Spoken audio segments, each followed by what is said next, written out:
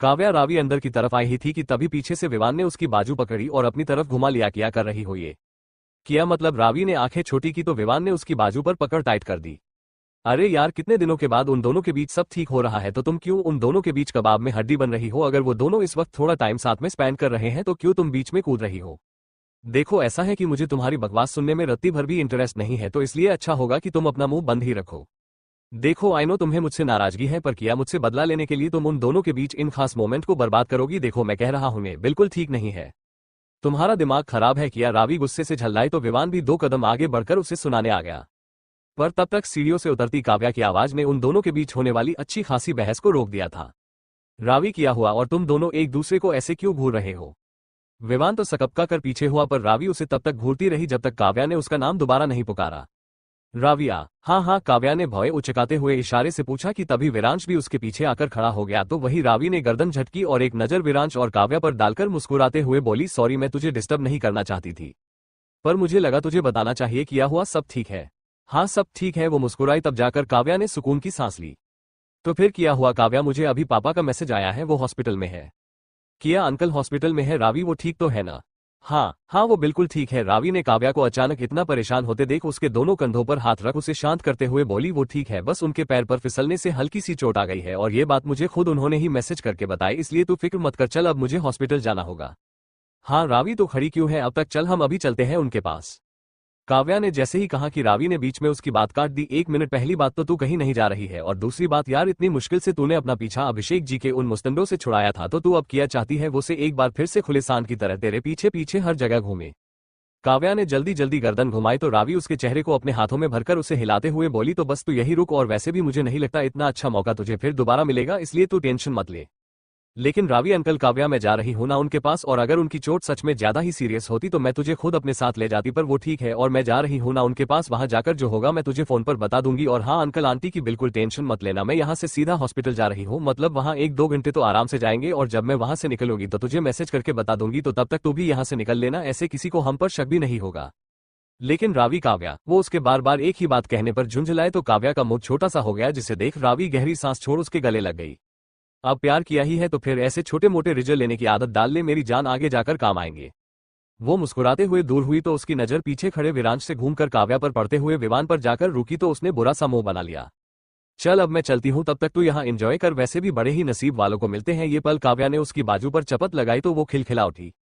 Please hospital जाते ही मुझे uncle के बारे में जरूर बता देना। हम उसने आंखों को हल्के से झुकाया और काव्या के एक बार फिर गले लगी, पर तभी इतनी देर से सब कुछ इतनी शांति से सुन रहे विरांश की दमदार आवाज पूरे हॉल में गूंजी तो रावी के चलते पैर अपने आप ही वापस घूम गए। तुम अकेली नहीं जाओगी? तो वही अब काव्या और विवान भी अपने नजरें ताने हुए उसे देख रहे थे, जो बड़े ही आराम से अपने दोनों हाथों को अपनी जेबों में भरे हुए किसी की तरफ देख रहा था। तुम्हें जहां जाना है विवान, तुम्हें वहां छोड़ देगा।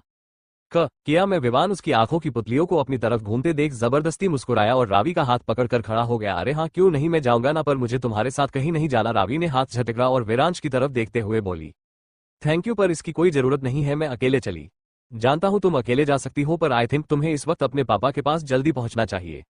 विरांश ने उसकी बात काटी तो रावी भी चुप हो गई। हाँ रावी, प्लीज मान जाना। ओके फाइन, लेकिन सिर्फ तेरी वजह से। रावी ने जैसे ही हाँ कहा कि काव्या दौड़कर उसके गले से जा लगी। आई नो, चले। रावी दांत किटकिटाते हुए विवान की तरफ देखकर बोली और पैर पटकते हुए बाहर की तरफ चली गई। तुम्हारी दोस्त के दिमाग का कोई स्क्रू बचपन में ढीला हो गया था क्या? नहीं। क्यों? काव्या ने ना समझी से कहा तो विवान दरवाजे से बाहर जाती रावी को देखते हुए मुंह बनाकर बोला, पता नहीं, पर उसे देखकर हमेशा मन में यही सवाल आता है। स्क्रू तो नहीं, पर उसका गुस्सा थोड़ा खराब है, थोड़ा, अरे वो पूरा ही खराब है, पता नहीं कैसे वो तुम्हारी अब तक बेस्ट फ्रेंड बनी हुई है। काव्या विवान की चढ़ी नाक देखकर हंसी तो विवान ने आंखें छोटी कर ली। तुम मुझ पर हंस रही हो? नहीं, पर तुम जिस तरह उसकी शिकायत कर रहे हो वो देख मुझे हंसी आ रही, क्योंकि शायद तुम पहले हो जिसे रावी पसंद नहीं करती, वरना वो नॉर्मली सबके साथ बहुत अच्छी है। तो फिर मुझसे कौन सी दुश्मनी निभा रही तुम्हारी दोस्त? पता नहीं, वो तुम उससे ही पूछ लेना। वो फिर से हंसी तो विवान इस बार खुद को कोसते हुए गाड़ी की चाबी उठाकर रावी के पीछे चला गया।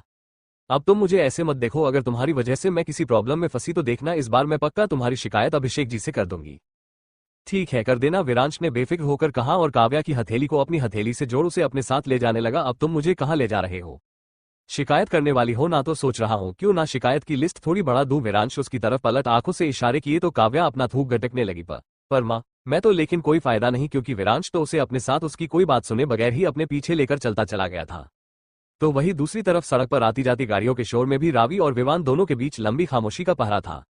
वैसे कमाल की बात है ना, जब मैं सोचता हूँ तुम मेरे सामने कुछ न बोलो तुम तभी इतना बोलती हो कि मेरे कानों से लगभग खून आने लगता है। रावी ने उसकी तरफ घूरा तो वो मुस्कुराते हुए स्टीयरिंग व्हील को घुमाकर सामने देखने लगा, और जब मैं आज खुद चाहता हूं कि तुम मुझसे कुछ कहो तो देखो कैसे बेमतलब की मनहूस शांति फैलाकर रख दी है तुमने। वो खुद की बात कहकर हंस दिया, लेकिन रावी ने उसकी किसी भी बचकानी हरकत पर कोई रिएक्ट नहीं किया। अरे यार बस भी करो, तुम मुझे बस बोलती हुई अच्छी लगती हो, ये सन्नाटा तुम्हारी जबान को सूट नहीं करता। पर इस बार भी रावी ने उसे कुछ नहीं कहा, बल्कि चुपचाप खिड़की से बाहर झांककर सड़क पर दौड़ती गाड़ियों को देखती रही। और कितनी बार सॉरी बोलूं, मैं जानता हूं इस बार भी गलती मेरी है, मुझे तुमसे झूठ नहीं बोलना चाहिए था, पर यार तुम मेरी जगह एक बार खुद को तो रख कर देखो। अच्छा ठीक है, सोचो अगर तुम मेरी जगह होती तो किया करती, किया मुझे सब बताती। मैं तुमसे बात कर रहा हूं विवान। इस बार सच में उसकी इस बेरुखी से झुंझला चुका था। वो कब से उससे बोले जा रहा है, लेकिन मजाल ये लड़की उसकी तरफ देख मुंह से अल्फाज निकाल दे। अब कुछ तो बोलो, मैं कब से तुमसे बात कर रहा हूं तो क्यों कर रहे हो, रावी ने झटक कर कहा तो विवान उसकी तरफ हैरानी के भाव लेकर उसके गुस्सैल चेहरे को ही देखने लगा। मैंने कहा तुमसे कि तुम मुझसे बात करो, नहीं ना तो क्यों कर रहे हो। जिस तरह मैं चुप हूं उसी तरह तुम भी चुप रहो। और रही बात तुम्हारी माफी की, तो मुझे तुम्हारी माफी नहीं चाहिए, इनफैक्ट मुझे तुमसे कुछ भी नहीं चाहिए। तुम्हें जो करना था वो तुम कर चुके हो, तो अब तुम्हें क्यों फर्क पड़ रहा है कि मैं तुम्हें माफ करूं या ना करूं। ना जाने क्यों वही तो पड़ रहा है। उसके मन ही मन फुसफुसाने पर रावी ने तिरछी निगाहें उस पर डाली तो वो सकपका गया। तुमने अभी कुछ कहा ना? नहीं, क्यों, तुमने कुछ सुना? दोनों के बीच एक बार फिर से फैलने वाली उस खामोशी को तोड़ विवान रावी से बोला, अच्छा तुम बताओ मैं ऐसा किया करूं जिससे तुम मुझे माफ कर सको। कुछ करना ही है तो बस मुझसे इस वक्त बात करना छोड़ दो। सॉरी पर मैं वही नहीं कर सकता, क्योंकि मुझमें बस यही एक कमी है कि मैं लड़कियों से बातें करना नहीं छोड़ सकता, और खासकर तब जब वो लड़की मेरी ही गाड़ी में मेरे बगल में बैठी हो। वो उसके दांत दिखाने पर खा जाने वाली निगाहों से घूरने लगी तो विवान ने मुंह दूसरी तरफ फेर लिया। सॉरी, मैं तो बस मजाक कर रहा था, लेकिन ये सच है मैं ज्यादा देर तक चुप नहीं रह सकता और ना ही सामने वाले को चुप रहने दे सकता हूं। और तुम्हें इस तरह देख तो मेरा दिमाग दुखने लगा है। नहीं कैसे लोग चुप। गाड़ी रोको, रावी ने अचानक कहा तो विवान चौंक गया।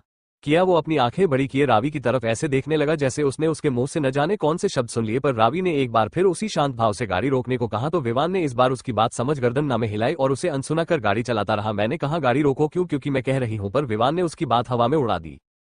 ठीक है, गाड़ी नहीं रोकनी तो मत रोको, मैं खुद गाड़ी से बाहर। अरे अरे पागल लड़की, ये क्या कर रही हो? विवान ने उसे जब चलती गाड़ी की खिड़की खोलते देखा तो उसने हड़बड़ाते हुए गाड़ी की स्पीड कम की और गाड़ी एक किनारे रोक दी। तुम सच में मेंटल हो क्या? ऐसे कैसे तुम गाड़ी से कूद सकती थी? पर रावी उससे लड़ने की बजाय गाड़ी से उतरी और सड़क के दूसरी तरफ जाकर खड़ी हो गई।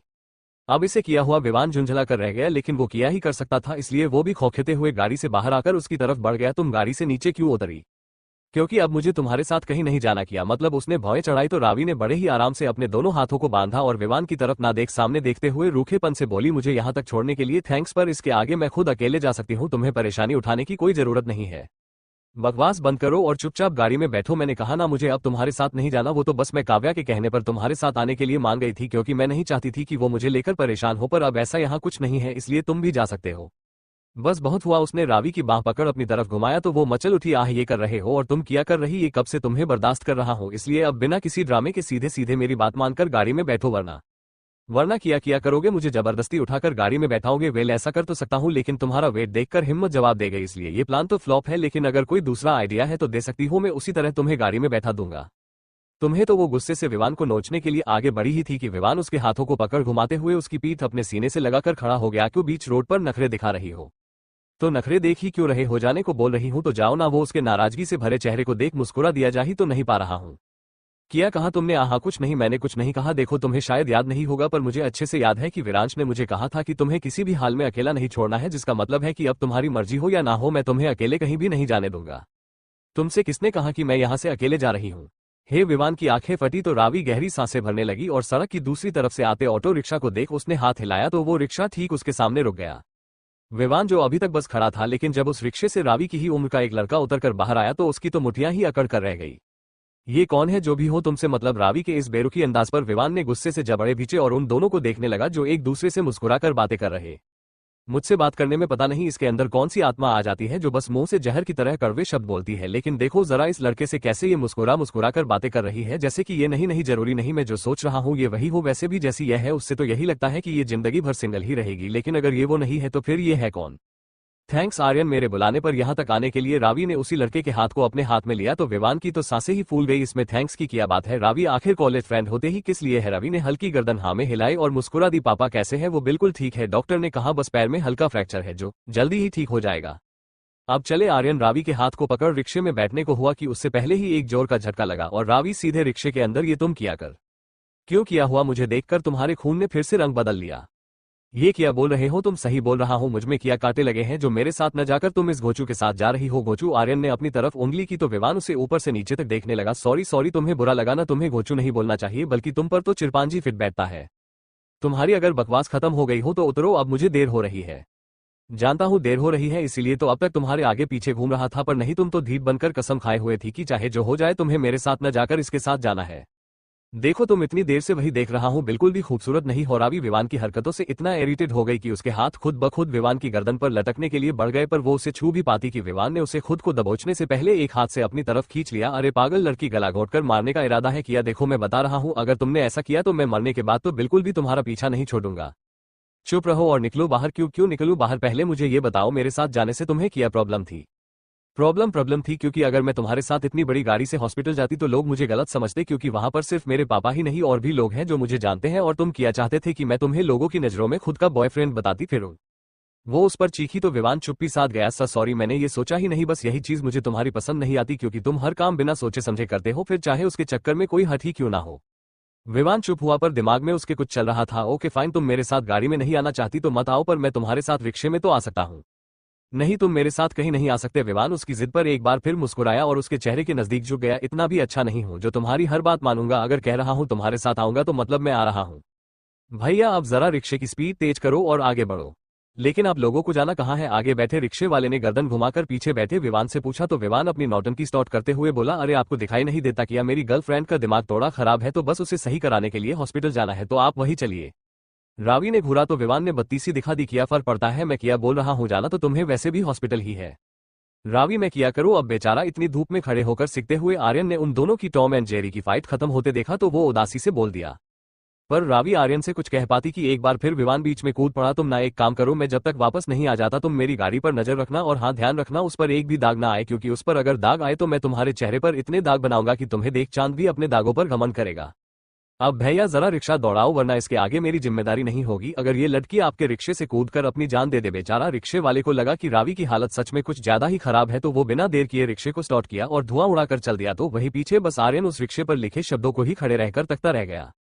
बुरी नजर वाले, तेरा मुंह काला। हॉस्पिटल के सामने रिक्शा रुका तो रावी गुस्से से तिलमिलाकर बाहर आई और विवान की तरफ एक भी बार ना देख जैसे ही जाने को हुई कि तभी विवान ने उसका हाथ पकड़ उसे रोक लिया। कितनी एहसास फरामोश हो यार तुम। मैं तुम्हारे लिए अपनी गाड़ी छोड़ रिक्शे में आया सिर्फ इसलिए क्योंकि तुम्हें अकेला न छोड़ना पड़े, पर तुम तो उसके बदले एक थैंक यू भी नहीं बोल रही। Thank you? वो भी तुम्हें? मैं तो तुम्हारे सपनों में भी तुम्हें थैंक यू न बोलूं, हकीकत में तो भूल ही जाओ। चलो फिर देखते हैं, क्योंकि एक दिन ऐसा जरूर आएगा जब तुम मुझे खुद से थैंक यू बोलोगी, और वो भी मेरे गले से बिल्कुल चिपक कर।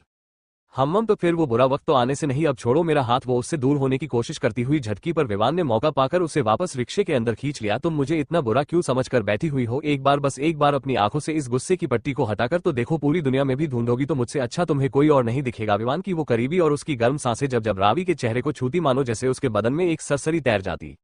ये तुम किया कर रहे हो? वो कपकपाई तो विवान के होठों पर एक मुस्कान की लंबी लकीर खिंच गई और वो उसकी बंद आंखों पर फूंक मारते हुए अपने अंदाज में वापस आकर बोले, वैसे दूर से ना सही पर पास से देखने पर खूबसूरत तो लगती हो। विवान की तेज हंसी जब रावी के कानों तक पहुंची तो वो हड़बड़ाकर अपने संतुलन में वापस आई और उसने उसे पीछे धकेल दिया और रिक्शे से उतरकर उंगली दिखाते हुए बोली, बस मुझे तुम्हारी इन्हीं बातों से चिढ़ मचती है तो मचने दो मुझे। किया वो बेबाक बोल फिर हंस पड़ा तो रावी अपने एक पैर को जमीन में रगड़ वहां से गुस्से से दन्ना कर भाग गई। लेकिन उसके जाने के बाद भी विवान बस उसी तरफ देख मुस्कुराता रहा जब तक रिक्शे वाले ने उसे टोका नहीं। लगता है आप उन्हें बहुत पसंद करते हैं, तभी तो इतना लड़ने के बाद भी आपकी आंखों में उनके लिए प्यार नजर आ रहा है। आपको नहीं लगता आपका दिमाग रिक्शा चलाने से ज्यादा दूसरी चीजों पर था? और अगर ऐसा रहा तो एक दिन आप धरती पर नहीं सीधे यमराज के सामने टूल टैक्स कटवाते मिलेंगे। अरे मैं तो हाँ आप ही तो। अब चलिए, जहां से मुझे लाए थे वहीं छोड़कर आइए। क्यों आपको उन मैडम के साथ हॉस्पिटल नहीं जाना? नहीं मुझे तो नहीं जाना, पर लगता है आपको कुछ ज्यादा ही जल्दी है हॉस्पिटल के बेड पर आराम करने की। तो मैं किया बोल रहा हूँ, मेरी इस बात पर आपके क्या विचार है? मम्म मेरे विचार बहुत साफ है, आपने जहां कहा है मैं आपको वहीं छोड़कर आता हूँ। रिक्शे वाले ने विवान का गुस्सा समझ अपनी स्पीड तेज की तो विवान भी अब शांत होकर अपनी जगह बैठ गया, पर पता नहीं क्यों उसके दिमाग में इस वक्त एक ही चीज घूम रही थी जो उसे बिल्कुल अच्छी नहीं लगी। आखिर वो ऐसे कैसे किसी भी लड़के का हाथ थाम उसके लगे लग सकती है? जिन्नू प्लीज, अब मैं और नहीं खा सकती। काव्या अपन पेट पकड़े उम्मीद भरी नजरों से मोहन जी से बोली, लेकिन मोहन ने एक आखिरी बार चम्मच को पूरा भरकर उसके मुंह में डाल दिया। ठीक है, लेकिन जब अगली बार आओ तो पेट में जगह लेकर आना, क्योंकि तब मैं तुम्हारी बिल्कुल नहीं सुनूंगा। उनकी वो नाराजगी भी काव्या के चेहरे पर मुस्कुराहट ले आए। I promise Jinnu, next time मैं भूखी ही आऊंगी ताकि मैं आपके हाथों का बना इतना यम्मी खाना ज्यादा से ज्यादा खा सकूं। वो मुस्कुराकर उनके कंधों से चिपकी तो मोहन जी भी उसके सिर पर हाथ रख मुस्कुरा दिया।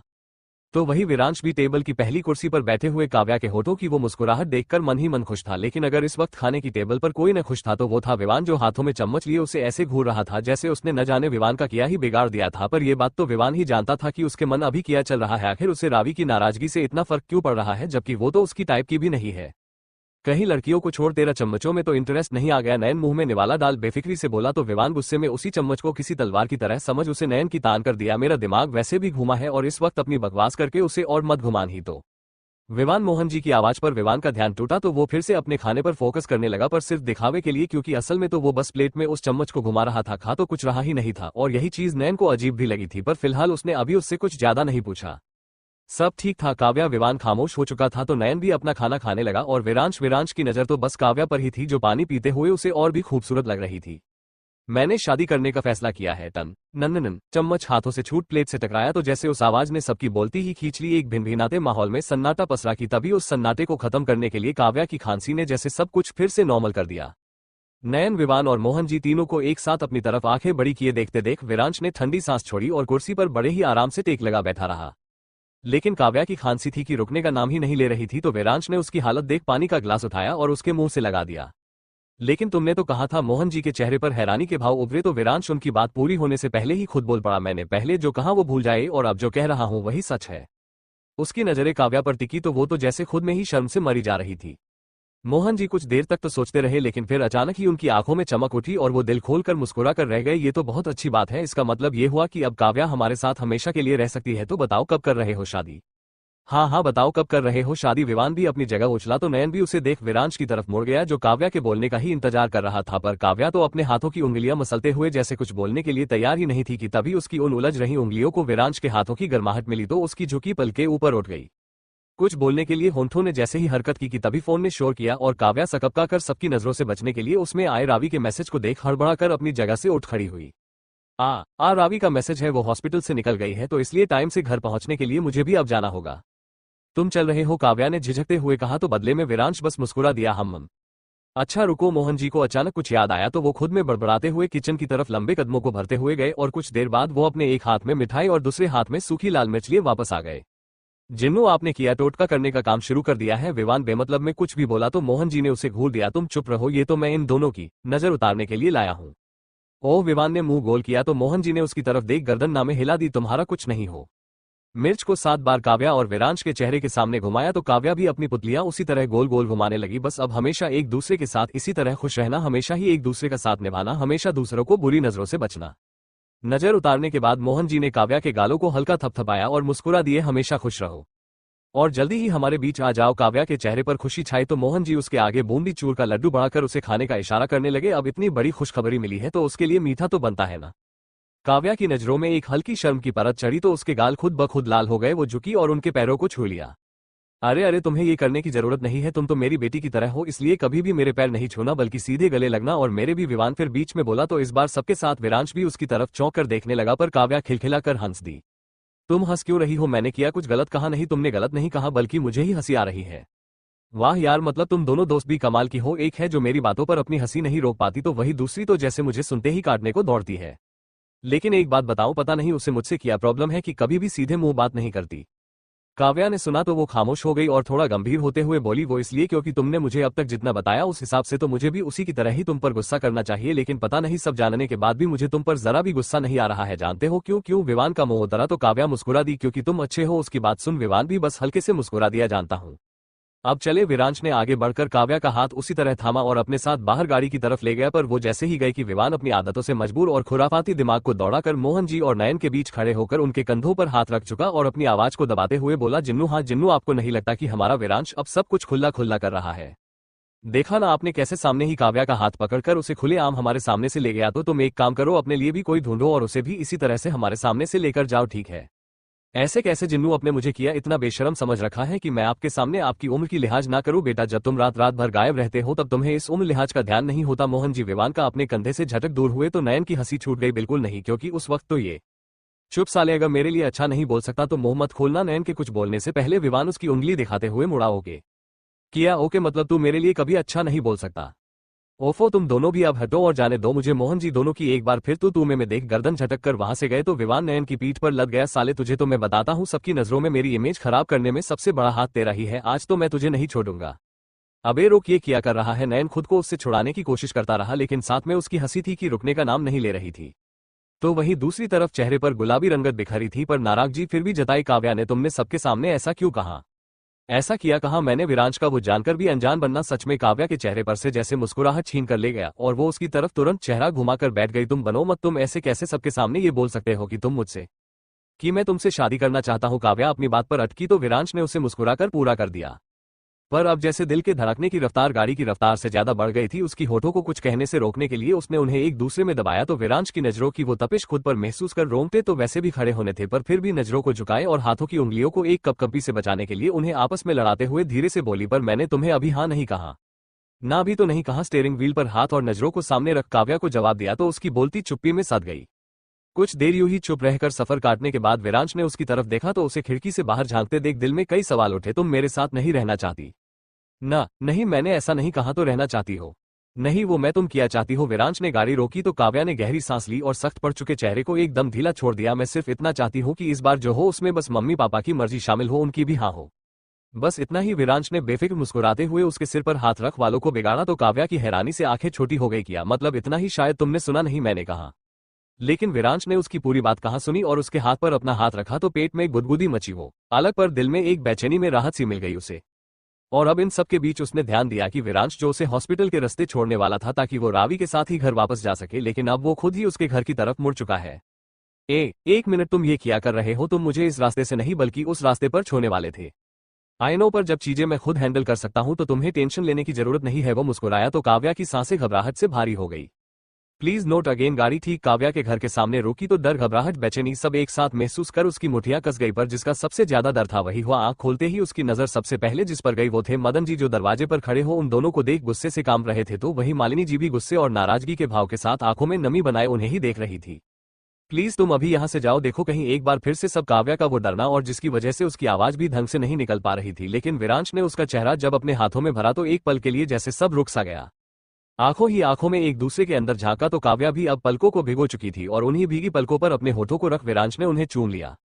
जिंदगी भर तुम्हें अपने साथ नहीं बल्कि मैं तुम्हारे साथ अपनी पूरी जिंदगी बिताना चाहता हूं। तुम्हें खुद से जोड़कर नहीं बल्कि खुद को तुमसे जोड़कर रखना चाहता हूं। तुम्हें हमेशा खुश रखकर अब मैं खुश रहना चाहता हूं। जितनी तुम्हें आज तक तकलीफ दी है उन्हें माफी से नहीं बल्कि अपने प्यार से भुलवाना चाहता हूं।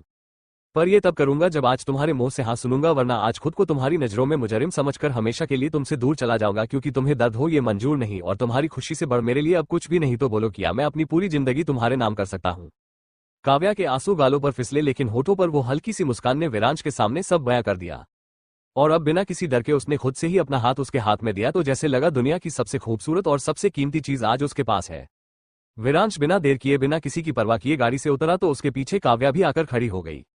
लेकिन उसकी अब हिम्मत नहीं हुई कि वो मोहन जी और मालिनी जी के सामने नजरें उठा सके, या फिर हिम्मत करने में आज उसे अपने मम्मी पापा के सामने पहली बार डर लग रहा था। पर उस डर को भी खत्म किया विरांश ने उसका हाथ एक बार फिर से थामकर। जब मैंने तुम्हें खुद से दूर किया तो सिर्फ मैंने तुम्हें खोया नहीं था, मैंने अपनी सारी उम्मीदें, सारी इच्छाएं खो दी थी। जो मैं तुम्हारे साथ था वो मैं तुम्हारे जाने के बाद रहा ही नहीं। काव्या ने उसकी तरफ देखा तो विरांश बस उसे ही देख मुस्कुरा दिया, पर उसकी आंखों में एक उदासी थी, एक खालीपन था जो बस काव्या को ही नजर आया।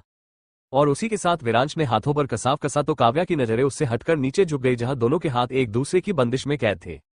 तुम्हारे जाने के साथ ही मेरा वो हिस्सा भी तुम्हारे साथ चला गया जिस हिस्से में मैं खुश रहता था, और मैं खुश इसलिए रहता था क्योंकि मेरे साथ उस हिस्से में कहीं न कहीं तुम थी। और तुम्हारे जाने के बाद न तो तुम थी और ना ही वो हिस्सा, और ना ही पहले जैसा मैं तुम्हारे जाने के बाद ऐसा टूटा कि कभी फिर जुड़ ही नहीं पाया।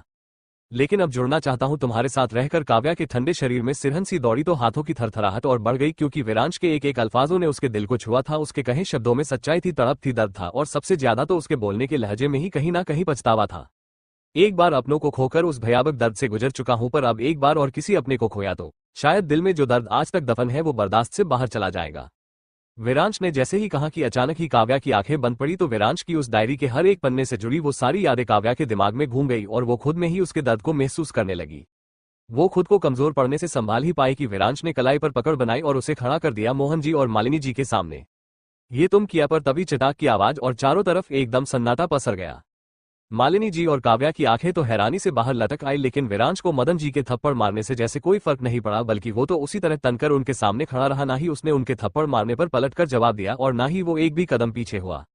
लेकिन जितनी जोश में मदन जी ने विरांश पर हाथ उठाया था उसके हिसाब से उनकी उम्र पर कुछ ज्यादा ही असर पड़ा। लेकिन हौंकते हुए भी मदन जी बस आंखों में विरांश के लिए बेतहाशा नफरत और घिन लिए उसे नकार कर देखते रहे, तो बदले में वो बस शांत खड़ा रहा। पापा प्लीज बस एक बार मेरी बात सुन, अंदर जाओ। मदन जी ने आंखें दिखाकर दांत किटकिटाए, पर पापा प्लीज बस एक बार, बस एक मेरी बात सुन लीजिए, आप जैसा सोच रहे हैं वैसा। मैंने कहा अंदर जाओ पापा प्लीज। काव्या अंदर जाओ। वो शायद आज पहली बार काव्या पर इतना जोर देकर चिल्लाए होंगे, जिसे सुन काव्या थर्रा कर रह गई। मेरी बेटी से दूर रहो। विरांश का कॉलर पकड़ उसकी आंखों में आंखें गड़ाते हुए वो गुर्राए, तो बदले में वो अभी भी शांत रहा और मदन जी की ऊपर नीचे करती सांसों को देख उसने बड़े ही शांत स्वभाव रख उनके हाथ अपने कॉलर से नीचे कर दिए। मुझ पर गुस्सा करना है बेशक करिए, हक है आपका, पर उसके लिए आपकी सांसों का ठीक से चलना भी जरूरी है, क्योंकि आपको कुछ हुआ तो आपकी बेटी भी जी नहीं पाएंगी। मोहन जी ने उसे जलती निगाहों से देखा और उसे झटक दिएगा, दोबारा तुम मुझे मेरी बेटी के आसपास भी नजर आए तो मैं तुम्हारी जान ले लूंगा, फिर चाहे उसके बाद मुझे फांसी ही क्यों ना हो, पर मैं तुम्हें अपनी बेटी के साथ एक बार फिर से वही सब नहीं करने दूंगा। बहुत तकलीफ पहुंचाई है तुमने, बहुत दिनों तक हमारी बेटी को हमसे दूर किया है, जिसके लिए तुम्हें जो भी सजा दी जाए वो कम ही होगी। अब इससे पहले मैं अपना आपा खो दूं, चले जाओ यहाँ से, मेरी बेटी की जिंदगी से दूर, हम सबसे दूर, बस चले जाओ। काव्या का दिल धक धक के साथ एक गहरी बेचैनी में डूबा हुआ उसे कमजोर कर रहा था। घबराहट इतनी हुई कि आंखों के साथ चेहरे पर पसीना छूटकर फैल गया। विरांश मुंह से हल्की आवाज से उसे पुकारा, लेकिन उसकी आंखों को झपकाते देख वो खामोश हो गई। विरांश, जिसने अभी तक मोहन जी के सामने कुछ नहीं कहा, वो अब गर्दन झुकाए शरीर को गठीला कर रखकर जो बोला उसे सुन मोहन जी की मुठिया गुस्से से कस गई। आपकी बेटी से दूर रहकर देख चुका, कसम से यहाँ इस दिल में बहुत दर्द हुआ और अब वो दर्द दोबारा न हो, उसके लिए मुझे आपकी बेटी किसी भी कीमत पर चाहिए। जानता हूँ आपकी नजरों में मैं जो हूँ उसके लिए आसान नहीं होगा, मुझ पर भरोसा करना, लेकिन फिर भी एक बात जरूर आपसे बोलूंगा, प्यार करने लगा हूँ आपकी बेटी से और उसे अपने साथ रखना चाहता हूँ हमेशा के लिए। विरांश काव्या सिस्क उठी, पर मोहन जी ने अपना हाथ नीचे नहीं किया, बल्कि खा जाने वाली निगाहों से विरांश को घूरते रहे, जो उनके उठे हाथ को पकड़कर खड़ा था, जिसकी आंखों में कोई गुस्सा नहीं, चेहरे पर कोई अकड़ और ना ही हाथों से कोई जोर लगाया जिसकी वजह से मोहन जी को तकलीफ हो। अगर तुमने एक और बार मेरी बेटी का नाम अपने मुंह से निकाला तो याद रखना मुझसे बुरा कोई नहीं होगा। मोहन जी ने हाथ खींचकर दूर किया और उसे घूरते हुए अंदर जाने लगे। मुझे आपकी बेटी चाहिए, शादी करना चाहता हूं उससे। विरांश के शब्द जैसे ही मोहन जी के कानों में चुभे कि वो तुनक कर उसकी तरफ बड़ी ही बेतुकी नजरों से देखने लगे। मालिनी जी भी हैरानी से साड़ी पर पकड़ बनाने लगी, तो वही काव्या की तो जान निकलकर गले में अटक गई। सबके चेहरे के रंग एक साथ उड़ते ही विरांश के चेहरे की रंगत ही बदल गई। जबान को लगाम दो। मोहन जी उंगली साध कर उसकी तरफ बोले, तो बस हल्का सा ना जाने क्यों मुस्कुरा दिया। तभी तो आपकी बेटी मांग रहा हूं। मैंने जिंदगी में बहुत कुछ हासिल किया है, कुछ खुद से तो कुछ छीन कर, पर इस बार मुझे कुछ छीनना नहीं बल्कि पाना है, और वो आपकी बेटी है जिसे मैं पाकर ही रहूंगा। निकल जाओ यहाँ से। मोहन जी बड़ी ही मुश्किल से गुस्से में इतना ही बोल सके, तो विरांश ने चेहरे पर शोखियां बढ़ाकर एक हाथ को जेब में रख और दूसरे से आंखों में गॉगल्स चढ़ाए, तो उसकी दिल को चीरने वाली मुस्कुराहट ने काव्या के होठों पर भी हल्की मुस्कुराहट ला दी। अभी के लिए तो जा रहा हूं, क्योंकि अभी मैं आपको जो भी कहूंगा आपके गुस्से के नजरिए से वो सब गलत ही दिखेगा, लेकिन मैं वापस आऊंगा, और जब आऊंगा तो याद रखिए खाली हाथ तो बिल्कुल नहीं जाऊंगा। मदन जी का खून सूखा तो वो बस अपने हाथ मसल कर रह गए, तो वही काव्या शॉक्ड होकर विरांश को देखती तो कभी अपने गुस्से से तपक रहे पापा के चेहरे को। तुम जैसा सोच रहे हो मेरे जीते जी वैसा कुछ भी नहीं होगा, याद रखना होगा, सब होगा और सब आपके जीते जी ही होगा, बस तब तक अपना ब्लड प्रेशर मत बढ़ाएगा। अब चलता हूं, क्योंकि जाऊंगा तभी तो वापस आऊंगा। विरांश का अचानक रुख बदला तो मदन जी के तेवर बदल गए और उन्होंने गुस्से से सांसें भरी। मुझे किसी पर हो या ना हो, पर अपनी बेटी पर पूरा भरोसा है कि वो अपने माँ बाप की मर्जी के खिलाफ जाकर ऐसा कोई भी फैसला नहीं लेंगी जिसमें हमें शर्मिंदा होना पड़े। पापा, वो काव्या अपनी बात कहती रह गई, पर तब तक मदन जी ने अंदर की तरफ अपने कदम बढ़ा दिए थे। मम्मी आप तो, पर मालिनी जी ने भी गर्दन नामे हिलाई और मदन जी के पीछे घर के अंदर चली गई, और अब दहलीज पर खड़ी काव्या के लिए सांस लेना भी मुश्किल हो गया। आखिर वही क्यों हमेशा ऐसी परेशानी में फंसती है। दिन की रोशनी बुझकर रात का अंधेरा चारों तरफ फैला, तो हर घर हर मोहल्ले में हल्की हल्की ठंड बढ़ जाने की वजह से सन्नाटा कुछ ज्यादा ही जल्दी हो गया। लेकिन इस सन्नाटे में भी काव्या के अंदर वो उठा तूफान खामोश नहीं था, जिसके चलते वो बस अपने कमरे के बिना रुके चाकर काटे जा रही थी। और तभी बेड के किसी कोने पर उसका बेधगे तरीके से लावारिस पड़ा फोन बजा, तो उसकी गर्दन उसी तरफ घूम गई। मेरी जान, इतना मत घबरा, जब इतनी बड़ी बड़ी मुश्किलों का सामना किया है तो ये भी हो ही जाएगा, बस लास्ट तक हार मत मानियो, और फिर मैं तो तेरे ही साइड हूं, तो फिर किस बात की फिक्र, और हाँ थोड़ी बस हिम्मत दिखा, देखना सब ठीक हो जाएगा। और लास्ट में वो लाल गालों के साथ मुस्कुराने वाली उस इमोजी के साथ रावी का आया मैसेज खत्म हो गया। काव्या ने फोन पर दिखते रावी के उस मैसेज को कम से कम 2-3 बार पढ़ा और मुस्कुराकर रिप्लाई दिया, लव यू मेरी जान, मुझे अभी इसी की जरूरत थी। वो शांत हो ही रही थी कि तभी एक बार फिर उसके फोन ने आवाज की, लेकिन इस बार कोई मैसेज नहीं बल्कि किसी की कॉल थी। हेलो, वो बेझिझक बोली, जैसे उसे मालूम था कि सामने वाला कौन है। पर दूसरी तरफ से किसी की कोई आवाज न आने पर काव्या की आंखें बंद हुई और उसने गहरी सांसें भरना शुरू कर दिया। इसका मतलब तुम रो नहीं रही हो? कुछ देरी की खामोशी पर विरांश का ये कहना ही काव्या की आंखें झटके से खुली और उसका मुंह बन गया। किया मतलब मैं रो नहीं रही हूं और तुम किया मुझे रोते हुए सुनना चाहते थे? वो गाड़ी से टेक लगा, बस उसकी बातें सुनकर मुस्कुराता रहा। मैंने पापा से बात करने की कोशिश की पर लगता है वो मुझसे नाराज है। पता नहीं कब मेरी लाइफ में सब ठीक होगा। अब तो ऐसा लगने लगा है कि मैं भगवान जी फेवरेट हूँ, जिसकी वजह से वो मुझे कुछ ज्यादा ही इंपॉर्टेंस दे रहे हैं। शब्दों में डगमगाहट आए तो विरांश के चेहरे पर उसका असर दिखने लगा। और जानते हो, पापा ने अभिषेक जी से कहकर मेरी सिक्योरिटी और बढ़ा दी। मतलब जहां मैं सिर्फ 2 से परेशान थी, वही अब मेरे आगे पीछे हर तरफ सिर्फ वो बॉडीगार्ड्स घूमेंगे। और सिर्फ कॉलेज में ही नहीं, वो तो घर के बाहर भी खड़े होकर पहरा दे रहे हैं। मैं तो अपने ही घर में किसी कैदी की तरह महसूस कर रही हूँ। और किसकी वजह से? तुम्हारी वजह से। यू नो वॉट, मुझे किया लगता है मेरी पूरी जिंदगी में सिर्फ कैद होना ही लिखा है। पहले तुमने किया, अब पापा तुम्हारी वजह से कर रहे हैं। मैंने तुम्हें कैद करके रखा था। सीरियसली? विरांश उसकी बात सुन छूटते बोला तो काव्या ने 1 मिनट के लिए पहले तो फोन को कानों से हटाकर घूरा और फिर झुंझलाते हुए बोली, घर छोटा हो या बड़ा, पर 4 दीवारी में बंद रहना ही कैद कहलाता है। उसकी झिझक पर पता नहीं विरांश के होठों ने फिर से मुस्कुराना शुरू कर दिया। तुम नाराज हो? नहीं, पर मेरा सिर दर्द कर रहा है। मैं परेशान हो चुकी हूँ इन सबसे। बस एक बार सब ठीक हो जाए उसके बाद। तुम्हें किया खुला आसमान पसंद नहीं आता? विरांश उसकी बात पूरी होने से पहले बोला तो काव्या ने नासमझी से गर्दन फेर ली। किया मतलब ये कि तुम्हारे कमरे की खिड़की हमेशा बंद क्यों रहती है? खोलो उसे। किया पता आसमान में चमकते चांद की रोशनी तुम्हारी उलझन खत्म कर दे। कोई रोशनी मेरी उलझन खत्म नहीं कर सकती और मेरा आज बिल्कुल मन नहीं है चांद देखने का। पर मैं चाहता हूं तुम देखो। विरांश बोला तो काव्या उसके आगे कुछ नहीं बोल पाई। किया देखो। बेमन खिड़की खोली तो आसमान में बादलों को देख उसका मुंह सिकुड़ गया। आज तो आसमान को बादलों ने ढक रखा है, चांद तो कहीं दिख ही नहीं रहा है। उसके बोलने का अंदाज ऐसा था जैसे छोटे बच्चे किसी चीज की उत्सुकता लिए कुछ देखने जाए, पर आखिर में उन्हें जब वो चीज न मिले तो वो अपने हाथ पैर पटकते हुए जैसे लगते हैं। कुछ उसी तरह काव्या भी दिख रही थी।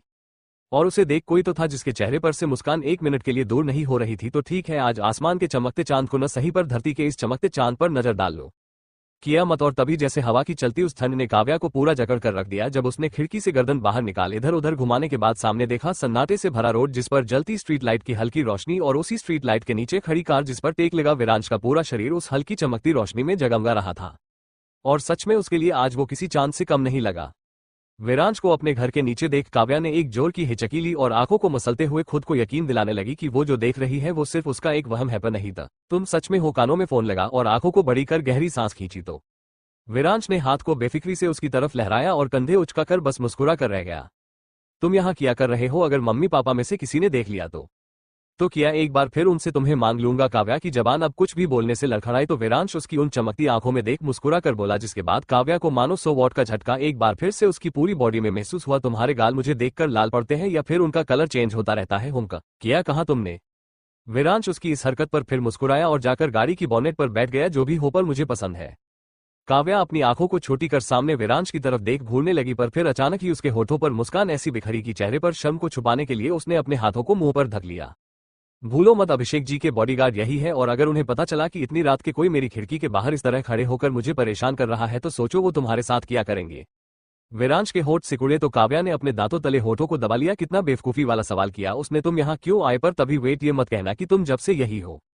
क्यों? अगर कह दिया तो विरांश फिर मुस्कुराया तो काव्या ने अपने आधे शरीर को खिड़की से बाहर निकाल दिया। पर क्यों? क्योंकि मुझे तुमसे बात करनी थी। तुम सुबह भी तो कर सकते थे, सुबह दूर थी और मुझे तुमसे बात अभी करनी थी। काव्या उसकी आंखों में उठती वो गहराइयों को देख खामोश हुई तो हवाओं की आवाज भी उन दोनों की खामोशी से ज्यादा भारी हो गई। किया इतना जरूरी है? हम बहुत एक सवाल पूछो काव्या बोली तो विरांश के चेहरे के भाव बदलकर खालीपन में तब्दील हो गए। तुम खुश होना? काव्या ने कुछ देर नासमझी में उसे देखा, जो उसके सवाल का इंतजार बड़ी ही बेचैनी से कर रहा था और उसकी उस बेचैनी पर काव्या के दिल में एक टीस सी उठी, लेकिन आंखों में आंसू छलक कर भी होठों ने मुस्कुराहट नहीं छोड़ी। तुम अगर हमेशा साथ रहोगे तो मैं हमेशा खुश रहूंगी।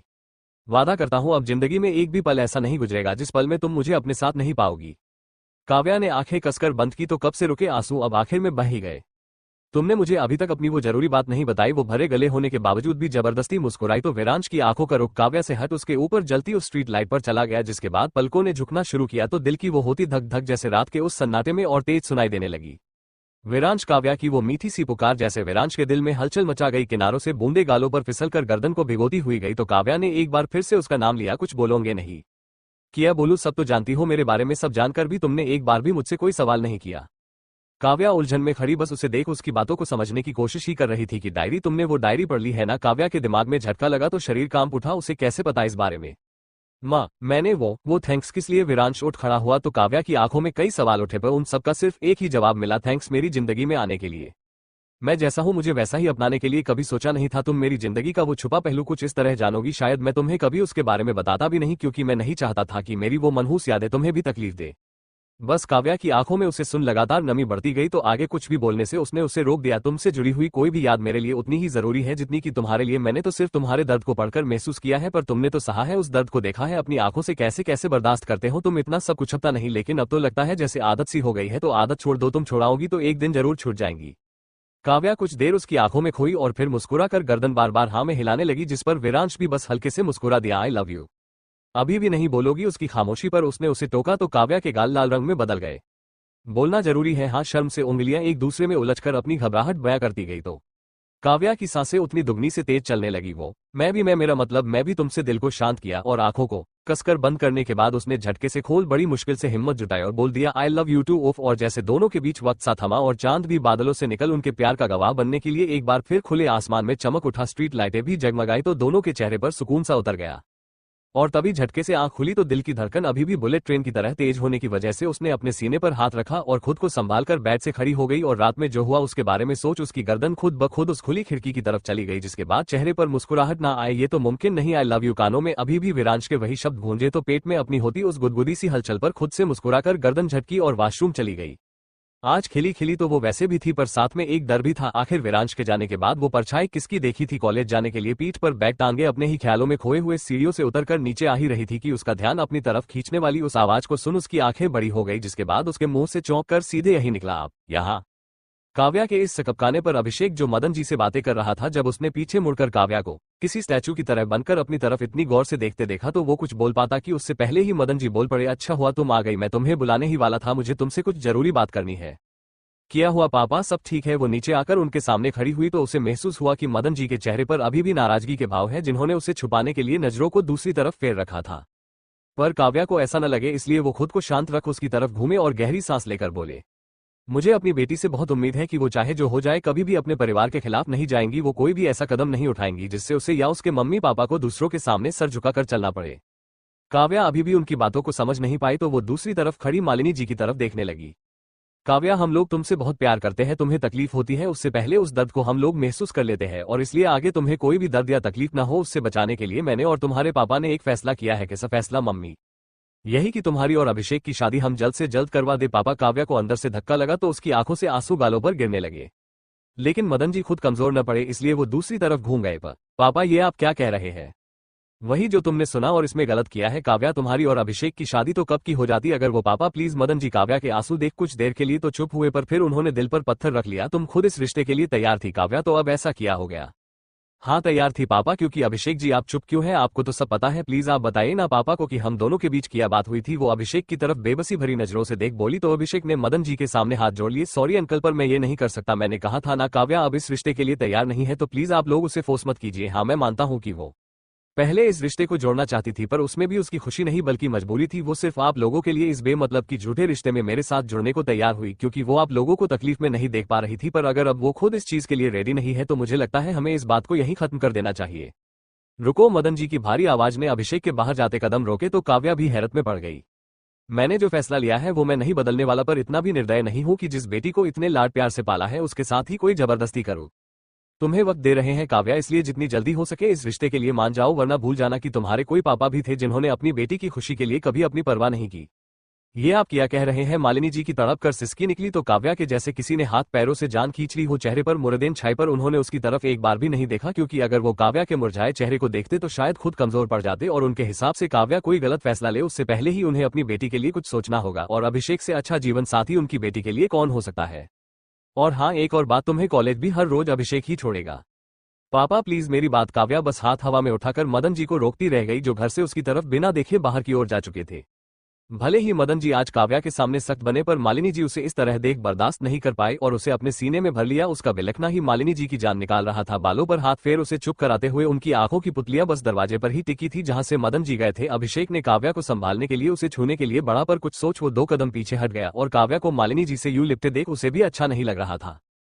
सुबह सुबह चेहरे पर उदासी लिए और आंखों में आई नमी को साफ करने के लिए मदन जी ने चश्मा उतारा और कुर्ते की आस्तीनों से उन्हें रगड़ लिया और फिर सड़क पर ऐसे ही पैदल चलते रहे। कहने को तो वो बस काव्या के सामने अपना फैसला सुनाकर चले आए, पर किया उन्हें वो सब कहते हुए तकलीफ नहीं हुई होगी। नहीं हुई, बहुत हुई थी। इतनी हुई थी कि हाथ पैर अब कांप रहे थे उनके, लेकिन बदहवास हालत में भी उनके ख्यालों में एक ही चीज थी कि वो अपनी बेटी की जिंदगी इस तरह बर्बाद तो नहीं होने देंगे।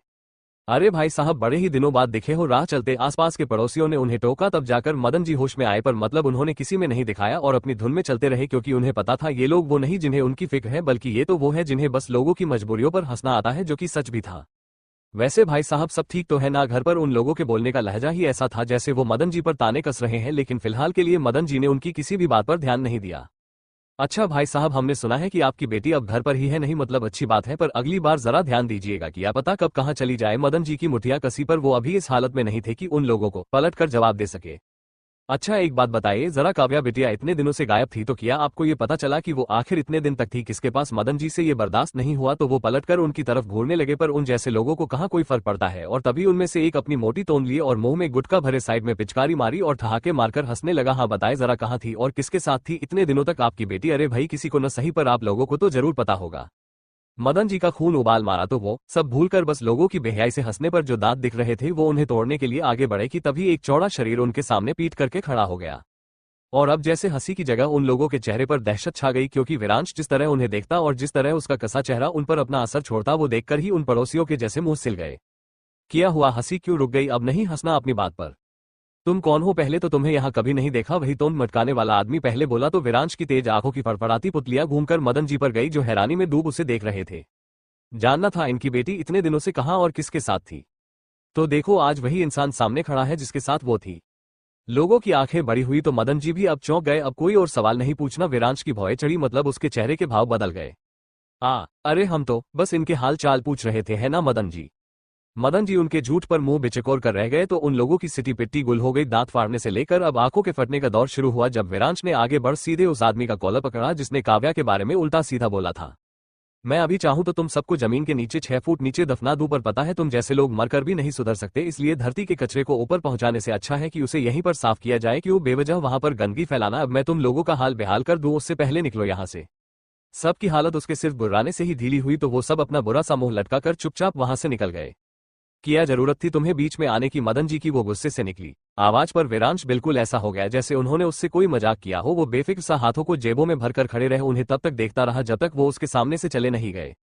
मुश्किल के मदन जी ने कुछ ही दूरी तय की होगी कि तभी अचानक अपने सपने गाड़ी के ब्रेक लगते देख वो फिर गुस्से में आए, पर विरांश को उनसे और उनके गुस्से से कोई फर्क नहीं पड़ा। ये क्या बदतमीजी है? वो दांत पीस कर रह गए तो विरांश ने बड़ी ही सीधी बोली में उनसे कहा, अगर मुझे आपसे बदतमीजी करनी ही होती तो आप अभी बाहर नहीं बल्कि जबरदस्ती गाड़ी के अंदर होते, लेकिन मुझे ऐसा कुछ भी नहीं करना है, पर तब तक जब तक आप खुद अपनी मर्जी से गाड़ी में नहीं बैठ जाते। तुम मुझे धमका रहे हो? विरांश इस बार उनके गुस्से पर मुस्कुराया। आपको ये धमकी लगी?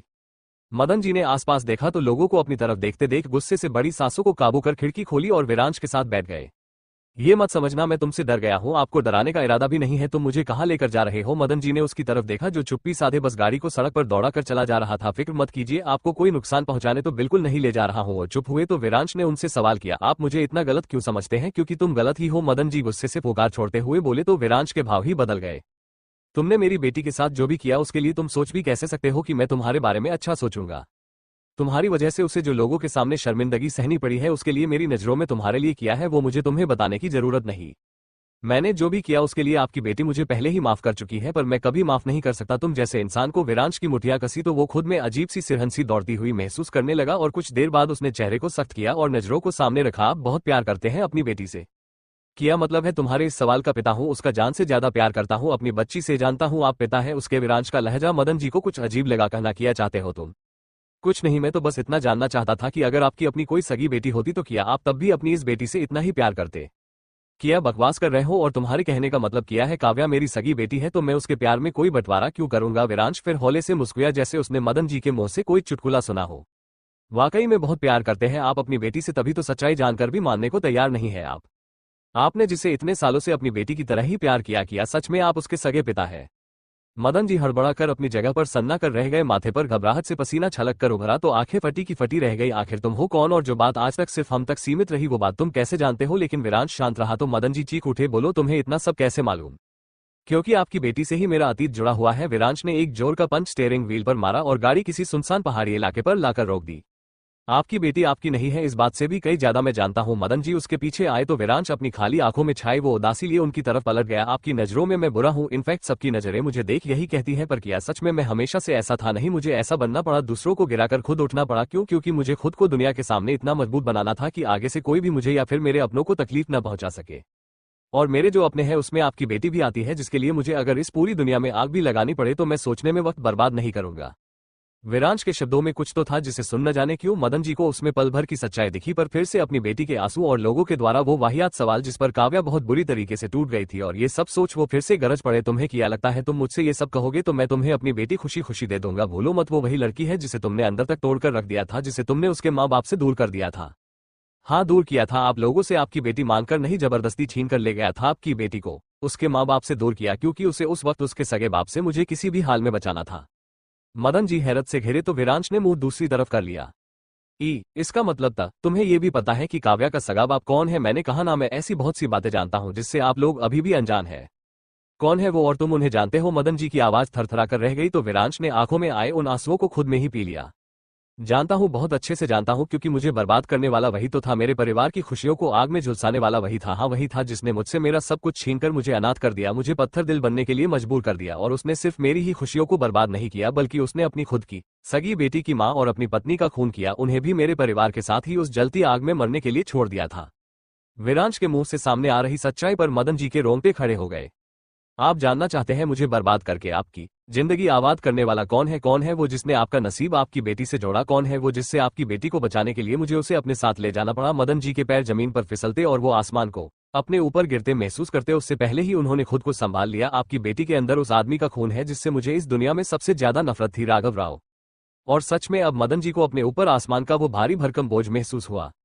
किया कहाँ तुमने? राघव राव, वही राघव राव जो मुंबई के मशहूर बिजनेसमैन में से एक है और जो अब कई दिनों से लापता भी है। विरांश ने गर्दन नीचे झुकाई और खामोश हो गया, जिसका साफ मतलब मदन जी को समझ आ गया था। काव्या हम बगल में बैठे अभिषेक की आवाज सुन वो चौंक कर अपने ख्यालों से बाहर आ गई। कॉलेज आ गया? अभिषेक ने सामने देख कहा तो वो बस बेभूल सी आंखों को इधर उधर भटकाते हुए देखने लगी। हाँ, कॉलेज आ गया है। उदास चेहरे पर फीकी सी मुस्कुराहट लाकर गाड़ी से बाहर उतरती कि अभिषेक ने उसके हाथ पर अपना हाथ रख दिया। फिक्र मत करो, तुम्हारी मर्जी के बिना ऐसा कुछ भी नहीं होगा जो तुम नहीं चाहती। काव्या के भाव बदल गए तो अभिषेक ने उसके हाथों को पकड़ अपनी हथेली में दबा लिया, जिस पर हैरानी लिए काव्या की गर्दन उठकर उसके चेहरे पर टिक गई। अगर तुम अभी इस रिश्ते के लिए तैयार नहीं हो तो कोई तुम्हें फोर्स नहीं करेगा और इसकी जिम्मेदारी मैं लेता हूं। और इसी बात पर काव्या की आंखें अपने आप ही नीचे झुकती चली गई, जिस पर अभिषेक ने गहरी सांस खींच ली। देखो काव्या, वो तुम्हारे पापा है और तुमसे बहुत प्यार करते हैं, इसलिए उन्हें तुम्हारी फिक्र है। और आज जो हुआ वो बस उनके अंदर का कहीं न कहीं एक छुपा डर है, अपनी बेटी को एक बार फिर से खोने का डर। आई नो तुम्हें यही लग रहा होगा कि मैं भी उनकी ही साइड ले रहा हूं, पर काव्या एक बार खुद ही सोचो, उन्होंने तुम्हारे लिए आज तक जो फैसले लिए किया वो कभी गलत साबित हुए? काव्या की पलकें छटपटाकर ऊपर उठी और फिर गर्दन नामे हिल गई। वही तो, अब देखो, अगर आज उन्होंने तुम्हारे लिए जल्दबाजी में कोई बड़ा फैसला लिया है तो इसका मतलब यही हुआ कि वो नहीं चाहते कि तुम फिर से किसी तकलीफ से गुजरो, फिर से वहीं से टूटकर बिखरो जहां से बड़ी मुश्किल से संभल कर खड़ी हो पाए हो। पर इसका मतलब ये नहीं है कि कोई भी फैसला तुम्हारी मर्जी के खिलाफ लिया जाएगा, खासकर तब जब वो फैसला तुम्हारी जिंदगी से जुड़ा हो। काव्या अभी भी चुप थी, दिल में होती उस उथल पुथल ने उसे इस तरह जकड़ा कि दिमाग ने काम करना बंद कर दिया और जबान कुछ बोलने के लिए राजी नहीं हुई। तुम जब तक हाँ नहीं कहोगी तब तक इस रिश्ते के लिए कोई भी कदम नहीं उठाएगा, ये मेरा वादा है तुमसे। थैंक यू अभिषेक जी, मुझे समझने के लिए। आंखें को फीकी रख वो खुद को मुस्कुराते हुए मजबूर करते हुए बोली, तो वो भी बदले में बस मुस्कुरा दिया। इसमें थैंक यू बोलने जैसा किया है? हम सबसे पहले अच्छे दोस्त हैं, उसके बाद बाकी चीजें आती है, और उसी दोस्ती के नाते इतना तो समझता हूँ तुम्हें। काव्या की मुस्कुराहट इस बार उसके चेहरे पर सच्ची झलक कर बाहर आया। अच्छा अभिषेक जी, अब मैं जाती हूँ वरना लेट हो जाऊंगी। उसने धीरे से गर्दन हिलाई और खिड़की खोल गाड़ी से बाहर आ गई, पर आते ही उसकी झुंझलाहट इस कदर बड़ी कि मन किया अभी के अभी या तो अपना सिर पीट ले या फिर उसके पीछे खड़े इन 2 से 4 होने वाले काली यूनिफॉर्म में धके बॉडीगार्ड्स का सिर पीट दे। उसने बेबसी से अभिषेक की तरफ देखा, जिसने पहले ही अपने कंधे उचका रखे थे। सॉरी, पर मैं इस मामले में कुछ नहीं कर सकता, क्योंकि तुम्हारे पापा की स्पेशल डिमांड थी तो मुझे माननी पड़ी। लेकिन 2 से 4 क्यों? 2 ठीक थे। उसका मुंह सिकुड़कर छोटा सा हो गया तो अभिषेक ने एटीट्यूड के साथ आंखों में गॉगल्स चढ़ाए और मुस्कुराते हुए वहां से गाड़ी लेकर चला गया, जिसके बाद उसने पैरों को जमीन पर जोर से पटका और फिर मुड़कर उन चारों बॉडीगार्ड्स को खा जाने वाली निगाहों से जी भर के घूरने लगी, जिससे उन्हें तो कोई फर्क नहीं पड़ा, पर काव्या की शक्ल रोनी सूरज जैसी हो गई और उसी के साथ ही वो चल दी कॉलेज के अंदर जाने के लिए। कॉलेज के अंदर जाते ही सबकी वो अजीब नजरों का पहरा अपने ऊपर पड़ते देख उसे चिड़चिड़ाहट होने लगी, पर वो क्या कर सकती थी इसके लिए। काव्या तो आ गई। रावी सामने से आते ही उसके गले लगी तो वो भी उससे जा चिपकी। ये सब किया है पहले 2 कम थे किया, जो अब अपने पीछे 4-4 मुस्टंडों को लगा रखा है। वैसे ये कब हुआ? रावी ने पीछे खंभों की तरह सतर खड़े उन बॉडीगार्ड्स को देख पूछा तो काव्या ने होठों को लगभग रोने के लिए बाहर निकाल लिया। ये मत पूछ, मेरी किस्मत कुछ ज्यादा ही खराब दौर से गुजर रही है, जहां कब किया हो जाए कुछ पता नहीं चल रहा। ओह अच्छा, समझ गई, पर एक बात बोलूं, पहले वाले तो फिर भी देखने पर क्यूट लगते थे, लेकिन तुझे नहीं लगता इनकी शक्ल कुछ ज्यादा ही डरवानी है? तो ये सब छोड़, मुझे तुझे कुछ बताना है। किया रावी की आंखें बाहर आते आते बची तो उसने माथा पटक लिया। ओ गॉड, ये तो सब गड़बड़ हो रहा है। लेकिन एक बता, फिर अभिषेक जी ने किया कहा? मेरा मतलब उन्होंने इस बात पर कैसे रिएक्ट किया? कुछ नहीं, उन्होंने पापा के सामने कोई भी हाँ ना का जवाब नहीं दिया, बल्कि उन्होंने तो फैसला मुझ पर छोड़ दिया है कि मैं क्या चाहती हूँ। तो तू अब किया चाहती काव्या? रावी ने कहा। तो काव्या सोच में पड़ गई, इतना मुश्किल क्यों हो रहा है उसके लिए फैसला लेना, जबकि वो चाहे सामने से जाकर न बोल सकती है, पर ऐसे कैसे बोल दे? इस फैसले पर किसी की उससे उम्मीदें टिकी हुई है, तो कैसे वो अपने पापा का दिल दुखा सकती है? पर अपने इस दुखते दिल का क्या करूं, जो तकलीफ में होकर भी धड़क तो रहा है, पर ये दर्द बर्दाश्त के बाहर जा रहा है। काव्या तो ठीक है। रावी ने उसके कंधों पर हाथ रख अपनी तरफ घुमाया तो उसने आंखों में आने वाले आंसुओं को पहले ही थाम कर रोक दिया। हाँ ठीक हूँ, अब तो लगता है जैसे इन सब की आदत पड़ी जा रही है मुझे। ऐसे मत बोल काव्या, वरना तुझे देखकर मैं तुझसे पहले रोने लगूंगी। रावी एकदम से उसके साइड से चिपकी तो काव्या ने बस हौले से मुस्कुराकर उसके सिर पर टपली मार दी। यहाँ बैंड मेरी बज रही है और रोना तुझे आ रहा है? चल अब क्लास में, वरना लेक्चर मिस हो जाएंगे। क्लास लेकर दोनों क्लासरूम से बाहर आए तो एक बार फिर से अपने चारों ओर बॉडीगार्ड्स का घेरा बनते देख काव्या का मुंह बन गया। वैसे जो भी हो, तेरे आगे पीछे इन्हें देखकर मुझे ऐसा लग रहा है जैसे तू कहीं की राजकुमारी है और मैं उस राजकुमारी की सबसे अच्छी दोस्त। चुप कर, काव्या ने घूरा तो उसने होठों को एक दूसरे में भींच लिया। सॉरी, मैं तो बस मजाक कर रही थी। अच्छा गुस्सा मत हो, पहले ये बता तूने ये बातों से बताए नहीं? काव्या ने मासूमियत को आंखों में उतारते हुए मुंह से शब्द निकाले तो रावी की हैरानी से भौहें चढ़ गई। क्यों किया? शादी करने के बाद बताने का प्लान था, कैसे बता देती? उसे मौका ही नहीं मिला, और जब मिला तो पापा ने अभिषेक जी से कहकर इन बॉडीगार्ड्स की काउंटिंग बढ़ा दी, तो मैं क्या करती? बाप रे, तेरी प्रॉब्लम तो सच में बहुत बड़ी है, लेकिन तू फिक्र मत कर, देखना सब ठीक हो जाएगा। रावी ने उसे गले से लगाया तो वो बस हाथों को नीचे किए खड़ी रही। चल कहाँ? काव्या उसके हाथ खींचने पर उससे बोली तो रावी ने मुंह बेचकोर लिया। अरे चल तो सही। ओके ओके चल रही हूं, पर यह किया दोनों ने एक साथ कदम भरे कि पीछे से आते कदमों की आवाज भी तेज हो गई। एक मिनट आप लोग यही रोकिए, हम बस अभी आते हैं। रावी पीछे मुड़कर बोली, जिससे उसे लगा शायद वो लोग उसकी बात मान लेंगे, पर नहीं। वो काव्या के साथ आगे बढ़ी तो वो लोग फिर से उनका पीछा करने लगे। अरे मैंने कहा ना, हम अभी आ रहे, आप लोगों को आने की जरूरत नहीं है। हम आपके पीछे नहीं आ रहे हैं, हम तो काव्या मैम को फॉलो कर रहे हैं। हाँ जानती हूँ, पर आप लोगों की काव्या मैम इस वक्त मेरे साथ है, इसलिए अभी आप लोगों को हमारे पीछे नहीं आना है। सॉरी, पर हम आपकी बात नहीं मान सकते, क्योंकि पिछली बार आपने जो किया था उसकी सारी इन्फॉर्मेशन हमारे पास पहले से ही है, इसलिए आपके लिए यही बेहतर होगा कि आप हमारे काम के बीच न आए। बॉडीगार्ड की हड़की पर रावी को अपने पिछले बार के किए कारनामे याद आए तो उसका मुंह देखने लायक हो गया, लेकिन फिर भी वो पीछे कैसे रह सकती थी? अब मेरी उसमें किया गलती थी, अगर वही बेवकूफ निकले। सबने एक साथ मिलकर आंखें चौड़ी की तो रावी ने सहम कर गला तर कर लिया। इसीलिए कह रहे, हमें बेवकूफ समझने की भूल मत कीजिए। आप लोग जहां जाएंगी हम आपके साथ आएंगे, आपकी सिक्योरिटी के लिए। लेडीज वॉशरूम में भी रावी काव्या उसकी बात पर भौचक्का होकर उसकी बांह पकड़ खींच लिया। अरे मैं तो वही कह रही हूँ जो ये कहना चाहते हैं पर कह नहीं पा रहे। नहीं मैम, हम ऐसा कुछ नहीं कहना चाहते थे, लेकिन प्लीज आप समझने की कोशिश कीजिए, हम बस अपनी ड्यूटी कर रहे हैं। हाँ, पर ड्यूटी आप यही रहकर भी तो निभा सकते हैं, उसके लिए वॉशरूम तक आने की जरूरत नहीं है। क्या बोल रही है तू? रावी अरे यार रुक ना, मैं बात कर रही हूँ ना। रावी ने अपना हाथ उसके हाथ से छुड़ाया और सीधे खड़ी हो गई। देखिए, माना कि आप लोग अपनी ड्यूटी निभा रहे, पर इसका मतलब ये तो नहीं कि आप अपनी ड्यूटी कहीं भी और किसी भी जगह निभा सकते हैं। जी मैम। अब सारे बॉडीगार्ड्स एक दूसरे की शक्ल ताड़ने लगे थे। उफ, अब किया सब खुलकर समझाऊं? अरे हम लड़कियों की भी कुछ पर्सनल लाइफ होती है। चल काव्या। रावी ने फिर चलना शुरू किया तो इस बार भी सेम वही हुआ। एक काम करिए, आप लोग पहले खुद वॉशरूम जाकर अपनी मन की तसल्ली के लिए वहां चेक करिए कि कोई है तो नहीं जो आपकी काव्या मैम को उड़ा कर ले जाएगा, और जब आपको पूरे तरीके से तसल्ली हो जाए तब हमें बता दीजिएगा। लेकिन मैम, अरे किया मैम, वॉशरूम ही जा रहे हैं, हिंदुस्तान और पाकिस्तान के बॉर्डर नहीं जहां सिक्योरिटी के लिए आप लोग पीछे आएंगे। रावी और काव्या एक साथ कॉलेज के बने वॉशरूम में गए और अपने पीछे ताड़ते हुए उन बॉडीगार्ड्स को वहीं छोड़ गए। कितना फ्रस्ट्रेटेड है ये सब काव्या, तू कैसे बर्दाश्त कर रही है ये सब? पर काव्या ने उसके पूछने पर भी कुछ नहीं कहा, बल्कि वॉशरूम में खड़े होकर सामने लगे उस छोटे से मिरर में अपने अक्स को निहारने लगी, जिसमें सिर्फ उदासी के सिवाय कोई दूसरे भाव नहीं थे। पता है, मुझे लगता है कि अंकल और अभिषेक जी कुछ ज्यादा ही कर रहे हैं। माना कि उन्हें तेरी फिक्र है, पर इसका मतलब ये तो नहीं हुआ कि वो तुझसे तेरी आजादी भी छीन ले। पर तू फिक्र मत कर, देखना सब ठीक हो जाएगा। रावी अपने हाथों को धोते हुए बोलती गई और काव्या बस खामोशी और चेहरे पर ठहराव लिए उसे सुनकर भी कहीं गुमसुम सी रही। पर काव्या, मुझे एक बात समझ नहीं आ रही, अंकल तेरे लिए इतना कर रहे वो समझ आता है क्योंकि तू उनकी एक लौती बेटी है, तो ऑब्वियस सी बात है उन्हें तेरी फिक्र होगी, पर तुझे नहीं लगता कि अभिषेक जी का कुछ ज्यादा ही हो रहा है? अब तू देखना, पिछली बार उन्हें तेरी इतनी फिक्र हुई कि वो यहाँ तेरे पीछे कॉलेज तक सिर्फ ये देखने के लिए आ गए कि तू ठीक है कि नहीं, जबकि उनके बॉडीगार्ड तो तेरे साथ ही थे। वो चाहते तो उनसे कॉल करके तेरे बारे में पूछ सकते थे, पर नहीं, वो खुद आए। क्यों? वैसे तुझे क्या लगता है इस बारे में? वो ये कहते पीछे मुड़ी जहाँ काव्या खड़ी थी, पर तभी काव्या वो पागलों की तरह पूरे वॉशरूम में उसे इधर उधर देखने लगी। पर काव्या वहां होती तभी तो उसे दिखती, माथे पर पसीने छूट गए उसके। ये कहां चली गई? घबराहट से तेज हो चुकी सांसों को वश में किया और दिमाग में जोर डालते हुए सोचने लगी कि उसे क्या करना है, पर हड़बड़ाहट में उसका दिमाग तो पूरा सुन हो गया। इसलिए वो बिना देर किए वॉशरूम से निकलकर बाहर भागी और सीधे तेज चलती सांसों को लेकर बाहर खड़े बॉडीगार्ड्स के सामने हांफने लगी। आप लोगों ने काव्या को देखा? किया मतलब हमने देखा वो तो आपके साथ वॉशरूम गई थी। सारे बॉडीगार्ड्स चौकन्ने होकर खड़े हुए तो रावी उन सब के सवाल पूछने पर झुंझला गई। किया आप लोग भी टाइम वेस्ट कर रहे हैं इन सवाल जवाब में। हाँ वो गई थी मेरे साथ पर अब मेरे साथ नहीं है, इसलिए तो पूछ रही हूँ कि आप लोगों ने उसे बाहर आते देखा है। किया नहीं हमने नहीं देखा। अरे नहीं देखा तो देखिए, ढूंढिए उसे, ऐसे खड़े क्यों हैं आप लोग, जाइए जल्दी ढूंढिए जब तक मैं भी उसे ढूंढती हूँ। कॉलेज में रावी की तो हालत खराब हो गई थी, ऐसे कैसे गायब हो सकती है, कुछ देर पहले तो उसके साथ ही थी, फिर कैसे, कुछ समझ नहीं आ रहा। हाथ पैर फूलने पर उतर आए, लेकिन ढूंढना तो था ही काव्या को, इसलिए बिना पल गवाए वो भी उसे हर जगह ढूंढने लगी। तो वही दूसरी तरफ एक बार फिर ऑडिटोरियम की हल्की रोशनी में खड़ी काव्या पसीने से लथपथ, आंखों में आंसू भरे, बढ़ती धड़कनों को सुनकर पूरी डर से कांप चुकी थी। उसे बस वही पल याद आया जब उसने यही इसी जगह उस हुड्डी पहने वाले शख्स को देखा था, जिसके बाद से तो उसके रोंगटे बस ऑडिटोरियम का नाम सुनकर ही खड़े हो जाते थे।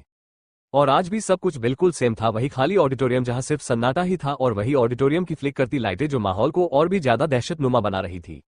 काव्या ने डर से सूख चुके गले को तर किया और इंतजार करने लगी कब उसका मुंह उस मजबूत हाथ से आजाद होगा और वो चीख कर किसी को मदद के लिए बुला पाएंगी। रावी सामने ही थी और वो उससे कुछ पूछ रही थी, लेकिन काव्या उसे कोई जवाब दे पाती कि तभी अचानक किसी ने उसका मुंह दबाया और अपने साथ यहाँ ले आया। काव्या उसका चेहरा तो नहीं देख पाई पर वो बहुत डर चुकी थी कि तभी पीछे खड़े उस इंसान ने काव्या का मुंह आजाद किया, जिस पर वो बिना सोचे समझे पीछे पलटी और अपने बचाव के लिए उस पर झपटी, पर वो चिल्ला पाती या उसे कुछ कर पाती कि अपने सामने खड़े विरांश को देख उसकी आंखें फैल गई। वो हैरान हुई पर सुकून की राहत भी मिली उसे, और फिर वो रोते हुए झटके से उसके सीने से जा लगी। ये तुम थे, मुझे लगा तुम्हें लगा कहीं तुम्हें यहाँ लाने वाला वही तो नहीं जो तुम्हें हर जगह आकर परेशान कर रहा है। विरांश की पकड़ भी उस पर कसी हुई थी और वो उसके बालों को बहुत प्यार से सहलाते हुए उसे शांत कर रहा था।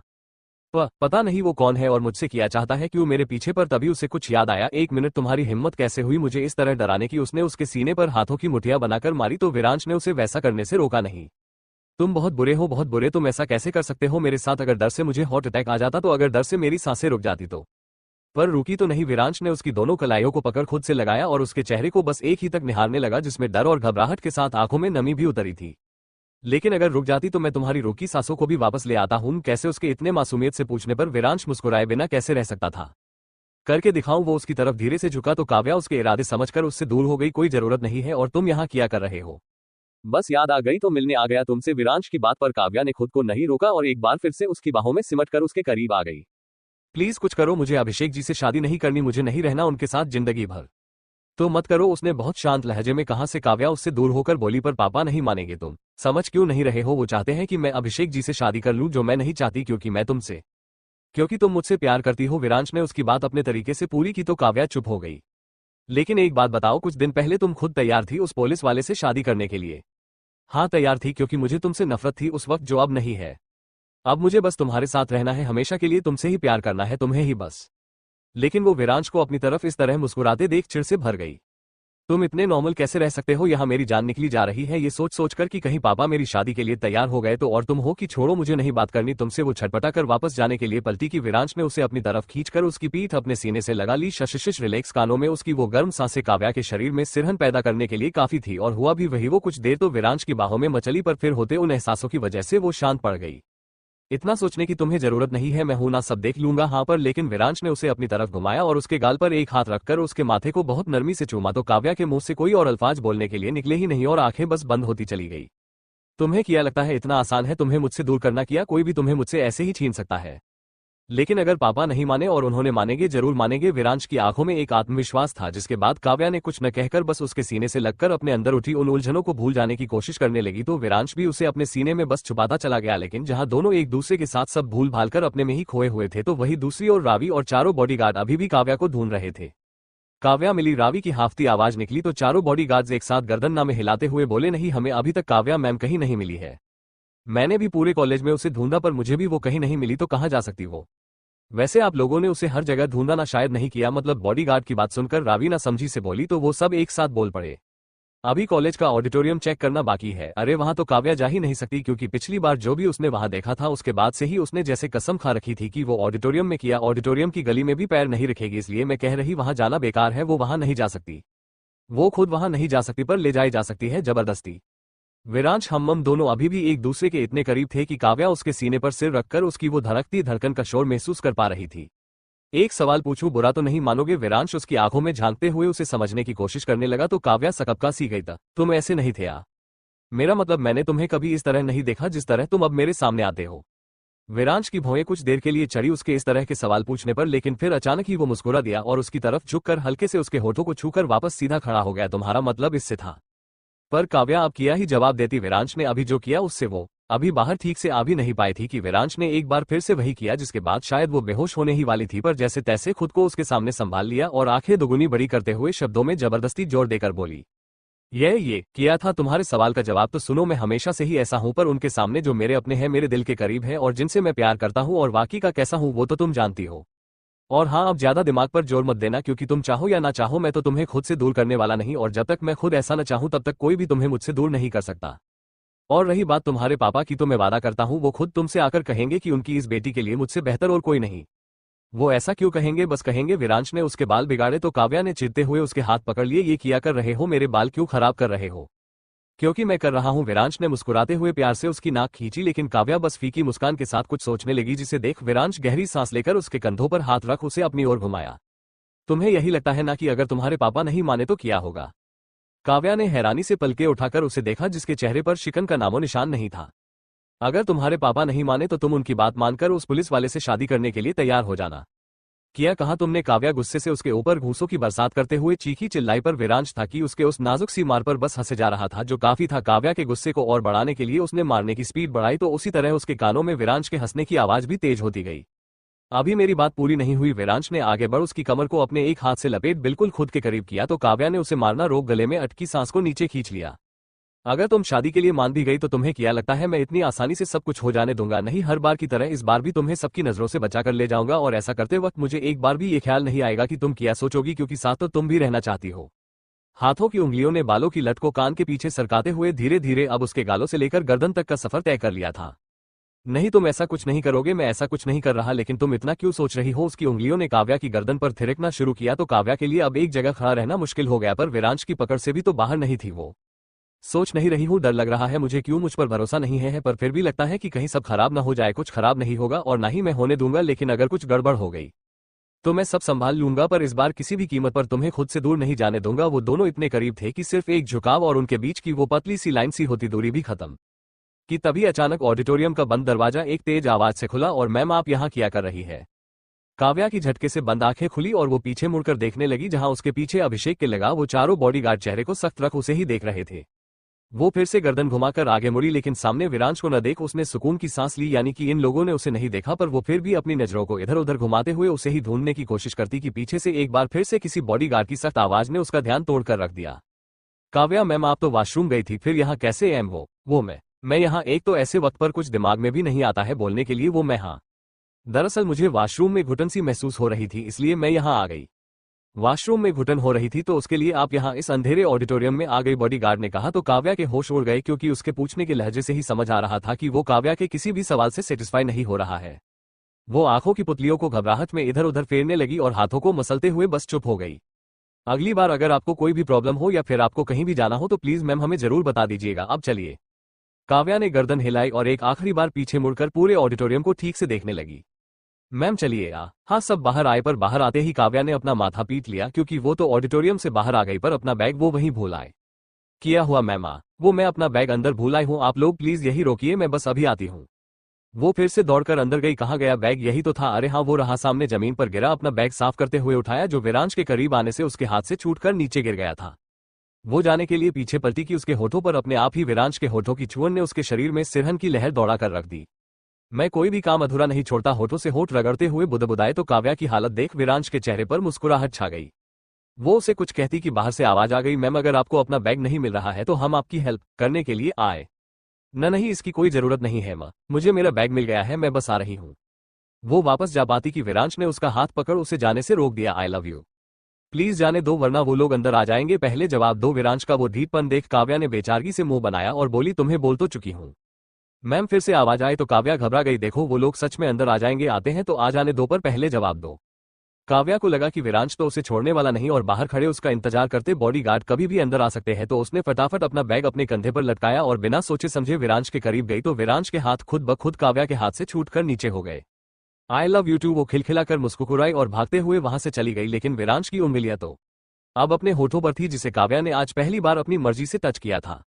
वो एकदम से मुस्कुराया और वही ऑडिटोरियम की खाली पड़ी सीटों पर बैठ गया। चेहरे पर चमक खिल उठी थी उसके, पर फिर न जाने क्यों वही चमक अचानक ही गायब हो गई जब उसने पीछे से एक डायरी निकाली और उसे अपनी खाली आंखों से देखने लगा। ये वही डायरी थी जिसे काव्या ने शिवलांग में पढ़ी थी और फिर उसके बाद वो आग लगी, लेकिन सब जलकर बर्बाद हुआ। पर काव्या ने अपनी फिक्र न कर इसे बचाया, और अगर आज उसका बैग नीचे नहीं गिरता तो ये डायरी भी उसे नहीं मिलती, जो उसके हिसाब से जलकर राख हो गई थी। तुम्हारे बाद वो दूसरे इंसान तुम्हारे पापा होंगे जिनके सामने मैंने खुद को एक बार फिर से खोलकर रखा है। अब बस देखना यह है कि उन्हें मेरी सच्चाई जानकर कितना फर्क पड़ेगा। डायरी के लिखे पन्नों पर विरांश ने नजर डाली और फिर उसे झटके से बंद कर दिया, क्योंकि उसमें क्या लिखा है वो जानता है और उसे पढ़ने की उसमें हिम्मत बिल्कुल नहीं थी। पर इतना सब सोचने के बाद भी कहीं न कहीं उस सोच में काव्या की झलक दिखी तो वो मुस्कुराकर आंखें बंद किए हुए पीछे टिक गया। अब बस तुम्हें पाकर खुद को इस दर्द में रखकर भी मुस्कुराते हुए पूरी जिंदगी तुम्हारे साथ बिताना चाहता हूँ। रात के वक्त कमरे में बेचैनी से पनपे मदन जी हाथों को पीछे किए बड़ी ही दुविधा में डूबे हुए थे, क्योंकि उनके दिमाग में अभी जो चल रहा था उसे समझने के लिए वो खुद तैयार नहीं थे। किया कहा तुमने? काव्या बिजनेसमैन राघव राव की सगी बेटी है। मदन जी का ना जाने क्यों विरांश के मुंह से ये सच्चाई सुनकर दिल धक से बोल गया। हाँ, आपकी बेटी का असली बाप वही राघव है। विरांश खाली नजरों से खाई की गहराई में झांकता हुआ बोला, लेकिन मदन जी अब उलझन में फंसकर सांस लेने की कोशिश कर रहे थे। क्या आप ये जानना नहीं चाहेंगे कि आपकी बेटी को अचानक सबसे दूर करने की वजह क्या थी? मदन जी ने हैरानी से उसे देखा तो वो फीका सा मुस्कुरा दिया।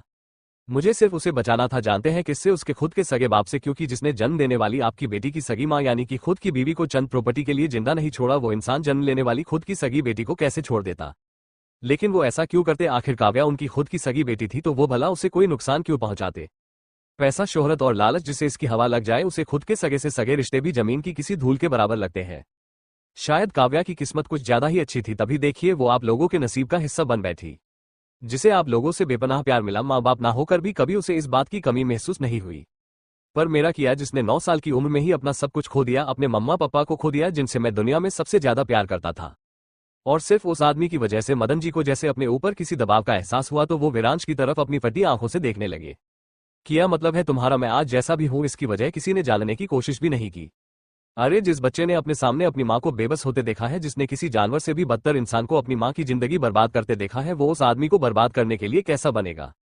विरांश की आंखों में आंसू तो आए, पर उस खाई में फैले धुएं को देख उसे वही पल याद आया जब राघव के सीने पर विरांश की आखिरी गोली चीरते हुए उसे मौत के पास ले गई थी। और एक बार सब याद आते ही उसकी आंखों में फिर से नफरत की वो आग सुलग उठी। मुझ जैसा बनेगा जो गलत को गलत तरीके से खत्म करने की हिम्मत कर सके, क्योंकि सीधा बनोगे तो दुनिया जीने नहीं देगी, और दुनिया में जीना है तो कहाँ है वो? मदन जी उसकी आवाज में वो गरजपन देख बोले तो विरांश के होठों पर वो मुस्कान सच में रोंगटे खड़े करते हुए फैल गई।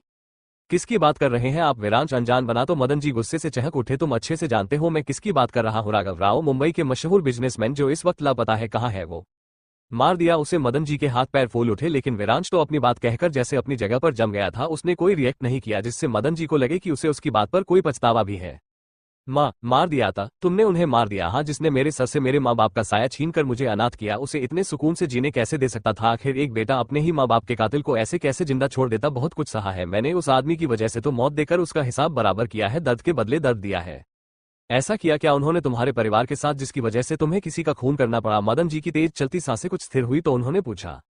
पर विरांश अब शांत नहीं था। उसके मन में होती उस उथल पुथल ने अब उसकी शांत सांसों को अशांत कर दिया। क्या आप सुन पाएंगे उसका वो थरथराता लहजा? मदन जी का पूरा ध्यान उसी ओर खींचता चला कि तभी पापा हम्मम कुर्सी पर बैठे। मदन जी की झटके से आंखें खुली तो अपने पैरों के पास काव्या का चेहरा झुका हुआ देखा। तुम अभी तक सोई नहीं? उन्होंने आहिस्ता से उसके बालों को छुआ तो काव्या ने वहीं से ही गर्दन को हल्की सी नामे इशारा करते हुए हिला दी। नींद नहीं आ रही थी और ये कहकर वो चुप हो गई, लेकिन मदन जी उसके सिर पर हाथ फेरते हुए कुर्सी से पीछे टेक लगाकर खामोश बैठ गए, क्योंकि इस वक्त काव्या के मन में किया था शायद वो उसे समझ रहे थे। आपको याद है पापा, जब मैं छोटी थी और मुझे देर रात तक नींद नहीं आती थी तो मैं इसी तरह आपके पैरों पर सिर रख बस चुपचाप बैठ जाती थी। मदन जी पुरानी यादों को याद कर मुस्कुराए। हाँ याद है, कैसे भूल सकता हूँ कुछ भी। और जब तुम्हारी मम्मी तुम्हें जबरदस्ती सुलाने की कोशिश करती तो तुम उनकी शिकायतें लेकर मेरे पास आ जाती थी पापा, और फिर हम दोनों मम्मी को एक साथ मिलकर कितना परेशान करते थे। मदन जी उसकी बातों पर बस मुस्कुराते हुए उसके सिर पर हाथ फेरते रहे, लेकिन अचानक ही उन्हें अपने पैरों पर काव्या की आंखों से निकलते गर्म आंसुओं का एहसास हुआ तो वो तड़प कर सीधे बैठे और जैसे ही कुछ बोलने को हुए कि काव्या की सिसकियों से भरी आवाज सुन एक बार फिर से वो चुप हो गए। बचपन से ही आपने और मम्मी ने अपनी खुशियों से ज्यादा मेरी खुशियों के बारे में सोचा है। मुझे वो हर चीज ला कर दी जिसकी मैंने जिद आप लोगों से की, और शायद इसीलिए वो बचपन की आदत मुझ में आज तक है। तभी तो देखिए आज पहली बार अगर कोई चीज मेरी पसंद की नहीं हो रही है तो उसके लिए मुझे बुरा लग रहा है। और जबकि इन सब की वजह से मैं ये तक भूल गई कि आप लोगों ने मेरे लिए ना जाने आज तक क्या क्या किया है। शायद आज मैं खुद के लिए ज्यादा ही सेल्फिश हो रही हूँ, इसलिए आपके लिए फैसले पर मुझे खुशी नहीं हो रही है। पर इसका मतलब ये नहीं है कि मुझे आप लोगों से कोई शिकायत है। नहीं पापा, मुझे आपसे या मम्मी से कोई शिकायत नहीं है, बल्कि मैं तो खुद सोच रही हूँ कि शायद मैं आप लोगों की एक अच्छी बेटी नहीं बन पाए। नहीं बेटी, मदन जी ने काव्या के चेहरे को अपने हाथों में थाम कर उसके माथे पर प्यार से बोसा लिया। तो अब काव्या और मदन जी दोनों ही बस आंखों में आंसू लिए एक दूसरे की बात सुनने लगे। मैं जानती हूँ मैं बहुत परेशान करती हूँ, आप लोगों को बहुत तंग करती हूँ। मदन जी रुआसी मुस्कुराहट के साथ न में गर्दन हिलाने लगे। तो काव्या आगे बोली, पापा आप चाहते हैं न मैं अभिषेक जी से शादी करूं, तो आपकी खुशी के लिए मुझे ये भी मंजूर है, क्योंकि आप लोगों के हट करके मैं कभी खुश नहीं रह सकती, आप लोगों को कभी भी इस तरह उदास नहीं देख सकती। पर पापा, अभिषेक जी से शादी करके मैं कभी भी उनके साथ खुश नहीं रह पाऊंगी। मदन जी अचंभे से उसे निहारने लगे तो काव्या उनके गले लगकर रो पड़ी। हाँ पापा, मैं अभिषेक जी के साथ इस रिश्ते में खुश नहीं रहूंगी, इसलिए नहीं क्योंकि उनमें कोई खामी है, बल्कि वो तो अच्छे से भी कई ज्यादा अच्छे इंसान हैं। उनके साथ जो भी रहेगी वो दुनिया की सबसे खुशनसीब लड़की होगी। लेकिन पापा, शायद वो लड़की मैं नहीं हूँ। अभिषेक जी जिस तरह की लड़की अपनी जिंदगी में डिजर्व करते हैं वो मैं नहीं हूँ। लेकिन अगर आप फिर भी ये चाहते हैं कि मेरा रिश्ता उनसे जुड़े तो सिर्फ आपकी खुशी के लिए मैं वो भी करूंगी। बिना कोई शिकायत किए मैं इस रिश्ते को निभाऊंगी। मदन जी को अब काव्या के बहते वो बिना रुके आंसुओं को देख ऐसा लगा जैसे उनका कलेजा दर्द से फटा जा रहा है, और वही काव्या बस उम्मीद भरी निगाहें लिए अपने पापा के मुंह से कुछ सुनना चाहती थी। रात काफी हो गई है, जाओ जाकर सो जाओ, वरना कल कॉलेज जाने के लिए देरी हो जाएंगी। काव्या की आंखों से सरसराते आंसुओं ने जब रफ्तार पकड़ी तो उसने उन्हें अपने गालों से रगड़ लिया और मदन जी की तरफ देखते हुए कमरे से जाने लगी, जो उसकी तरफ अब पीठ किए हाथों को बांधे दीवार पर टंगी उस तस्वीर को देख रहे थे, जिसमें वो और मालिनी जी के साथ काव्या भी खुलकर मुस्कुराते हुए पोज दे रही थी। काव्या, मदन जी ने उसी तरह उसे धीरे से पुकारा तो काव्या, जो अब दरवाजे तक पहुंचकर बाहर कदम रखने ही वाली थी, वो अब सांस रोककर उनकी तरफ पलट गई। जिसने तुम्हारे साथ इतना गलत किया तुम उसे इतनी आसानी से कैसे माफ कर सकती हो? उसने मेरे साथ कुछ गलत नहीं किया पापा, उनका मतलब किससे था वो काव्या समझ गई। हाँ, लेकिन जो किया था उससे तकलीफ बहुत हुई थी, इतनी हुई थी कि कभी कभी सोचती थी कि आखिर कोई इंसान इतना बुरा कैसे हो सकता है जिसे किसी के दर्द से भी फर्क न पड़ता हो। पर जब अब सोचती हूँ तो लगता है मुझे तो बस तकलीफ हुई थी, पर वो तो उस तकलीफ में जीता था, उस दर्द के साथ रहता था जो शायद कोई समझ नहीं सकता। इतने वक्त तक उसके साथ रहकर इतना तो समझ गई हूँ कि उसने जो किया वो गलत नहीं, क्योंकि उसने जो खोया है उसकी तकलीफ हर किसी के लिए बर्दाश्त करना इतना आसान नहीं। वो आज जैसा भी है उसकी वजह रही है, और वजह को जानकर मुझे कोई हक नहीं है कि मैं उसे गलत ठहराऊं और उसे उसके किए की माफी दूं, क्योंकि गलत तो उसके साथ हुआ था। किया ये सब काव्या जानती है। मदन जी के मुंह में कपकपी छूटी तो विरांश की अब तक उन्हें सच्चाई बताते हुए लाल पड़ चुकी आंखों में कुछ नरमियत छा गई। जिसका नसीब ही मेरे अतीत से जुड़ा हुआ है उसे सच्चाई बताने की मुझे कभी जरूरत नहीं पड़ी। बातें मत घुमाओ, मुझे इतना बताओ, किया काव्या सच्चाई जानती है? विरांश ने खुले आसमान पर नजरों को दौड़ाया और फिर गहरी सांस लेकर गर्दन झुकाए हुए हाँ में सर हिला दिया।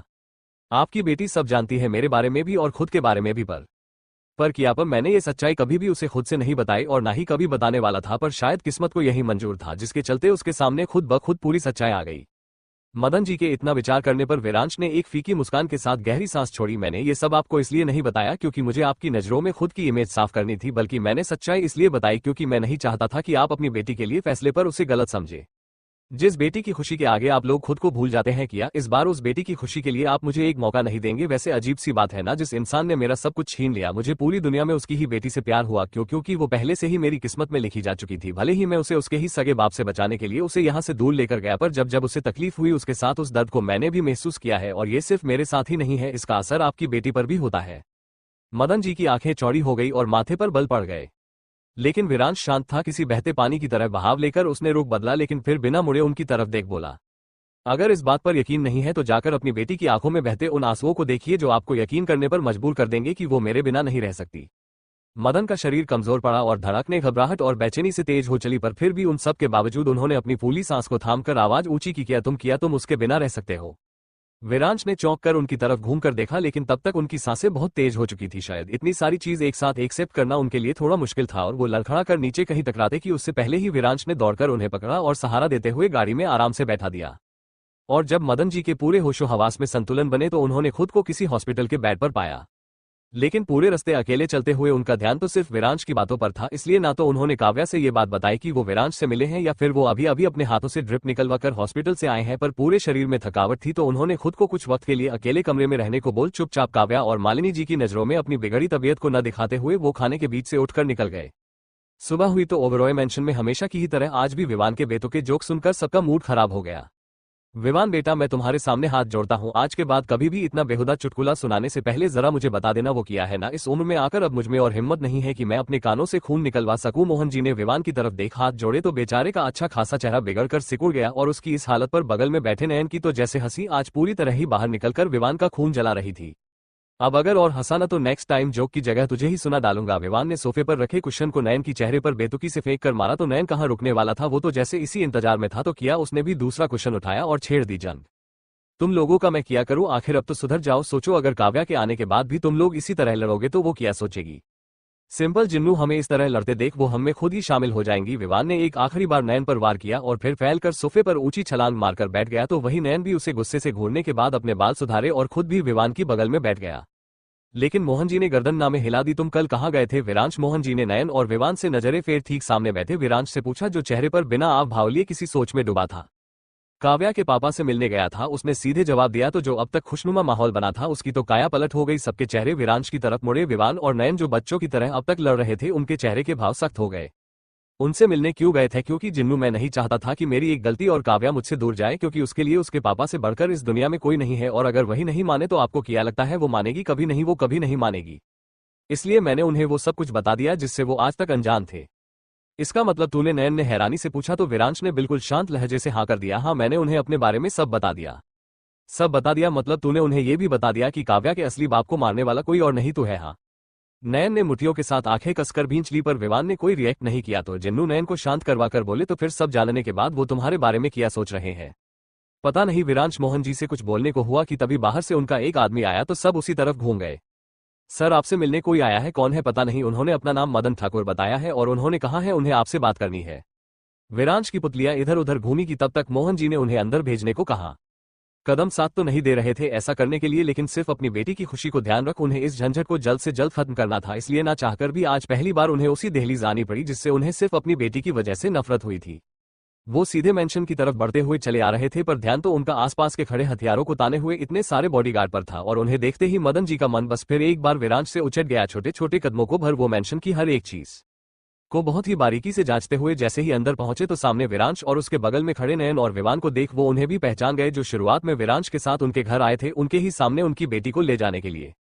और उन तीनों को देखते ही मदन जी के चेहरे पर अचानक ही चिड़चिड़ाहट के भाव आए। तो उन भाव को देखकर भी उन तीनों का एक ही रिएक्शन था, हाथों को जेबों में डालकर चेहरे पर सख्त खामोशी। लेकिन मोहन जी का ऐसा कोई रिएक्शन नहीं था, बल्कि वो तो खुशी से आगे बढ़कर पूरी इज्जत के साथ मदन जी के गले लगे। आए आए समधी जी, आपका स्वागत है। मदन जी की हैरानी से भौएं पलटी पर उन्होंने उसे नजरअंदाज कर दिया। अरे आपने यहाँ आने की इतनी जहमत क्यों की? हम तो खुद ही आपसे मिलने आपके घर आने वाले थे, रिश्ते की बात जो करनी थी आपसे। खैर अब आप आ ही गए हैं तो चलिए अंदर आइए। इस तरह बाहर खड़े रहकर किया ही बात होगी। मोहन जी ने उन्हें अंदर आने के लिए कहकर जैसे ही मुड़ने के लिए चेहरा फेरा कि तभी अब तक शांत खड़े मदन जी ने विरांश की तरफ देखा। मुझे तुमसे बात करनी थी। हाँ, तो बात अंदर भी हो सकती है, उसके लिए यहाँ खड़े रहना जरूरी नहीं। मोहन जी ने ठंडे माहौल को बनाए रखने के लिए कहा पर जैसे मदन जी ने उनकी कोई भी बात सुनी ही नहीं। वो धीरे धीरे चलते हुए विरांश के ठीक सामने खड़े हुए तो उसकी उन तेज आंखों में उन्हें एक खालीपन दिखा जो शायद उन्होंने आज से पहले किसी की आंखों में देखी होगी सिवाय एक के, और वो थी खुद की उनकी बेटी काव्या।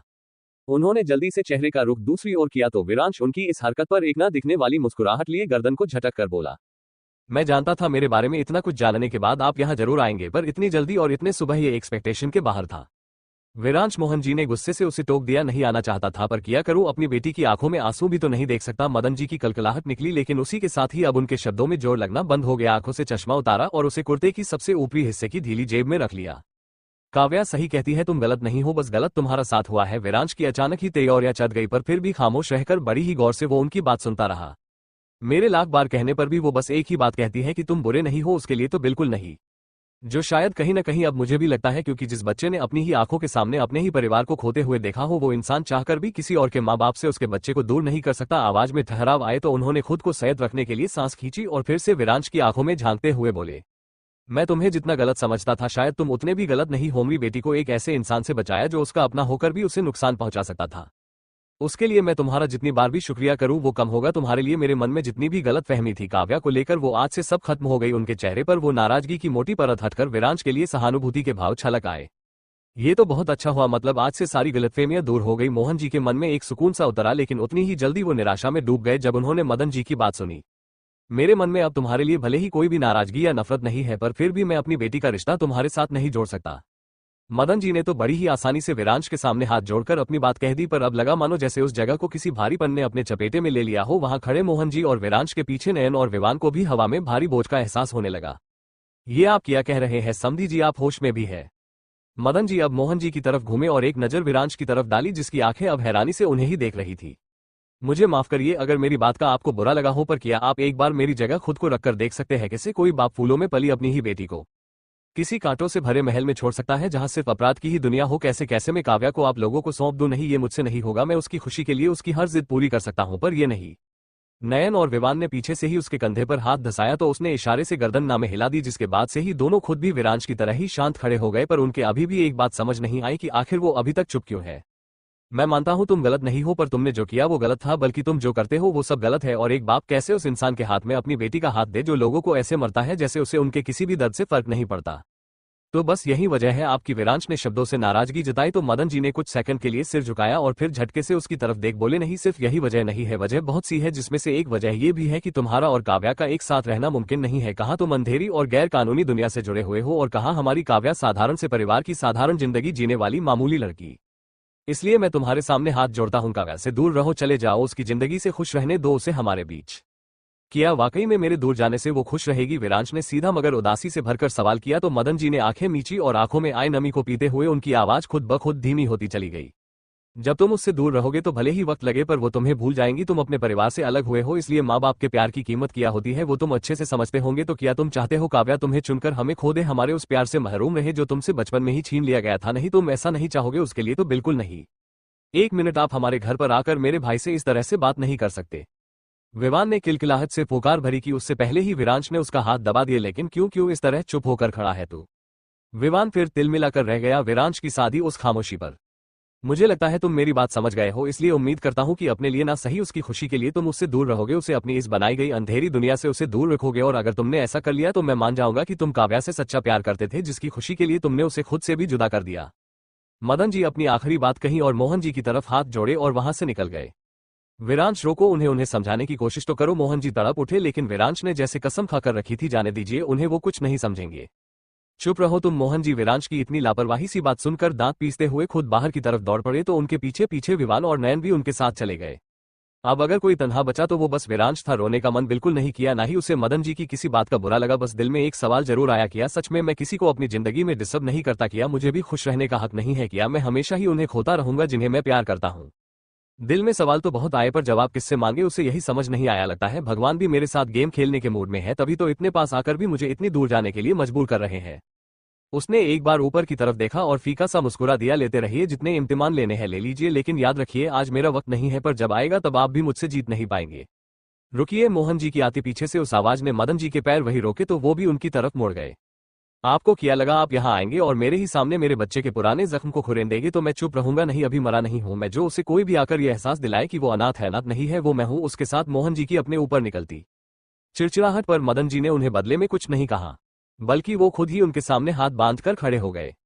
किया कहा था आपने कि काव्या और विरांश का एक होना मुमकिन नहीं? पूछ सकता हूं क्यों? क्योंकि वो गलत रास्ते चलता है, गलत और गैर कानूनी काम करता है और लोगों को मारने के लिए एक बार भी नहीं सोचता है। ही सोच है ना आपकी? मोहन जी के दिल में जो आ रहा था वो सब उन्होंने मदन जी को सुना डाला और ताज्जुब की बात यह थी कि मदन जी भी उन्हें बस सुनते गए। अगर आप विरांश के बारे में यही सोच रखते हैं तो हाँ है मेरा बेटा ऐसा, और मुझे उस पर नाज है। कोई वक्त था जब वो भी आप लोगों की तरह आम जिंदगी जीता था, लेकिन इतनी कम उम्र में उसने जो सहा उससे आज भी वो बाहर नहीं निकल पाया है। और रही बात उसके काम की, उसके गलत तरीके से रहन सहन की, तो चलिए दिखाता हूँ आपको को आज उसकी सच्चाई, जिससे आप किया आपका ये तो टके का समाज भी अनजान है। मोहन जी ने उनकी बाजू पकड़ी और अपने साथ वहां लेकर गए जहां उनके आदमी हाथों में हथियार थामकर पूरे मेंशन की निगरानी कर रहे थे। उन सबको बुलाओ। मोहन जी की एक ही आवाज पर एक आदमी दौड़कर गया तो मदन जी उन्हें हैरानी से देखने लगे। आप चाहे जितनी भी दलीलें दे दे, पर सच्चाई यही रहेगी कि आपका बेटा खूनी है, खूनी था और खूनी ही रहेगा। अब मोहन जी शायद उन्हें कुछ गुस्से से जवाब देते कि तभी उसी आदमी की आवाज ने उनका ध्यान मदन जी से हटाकर सामने कर दिया।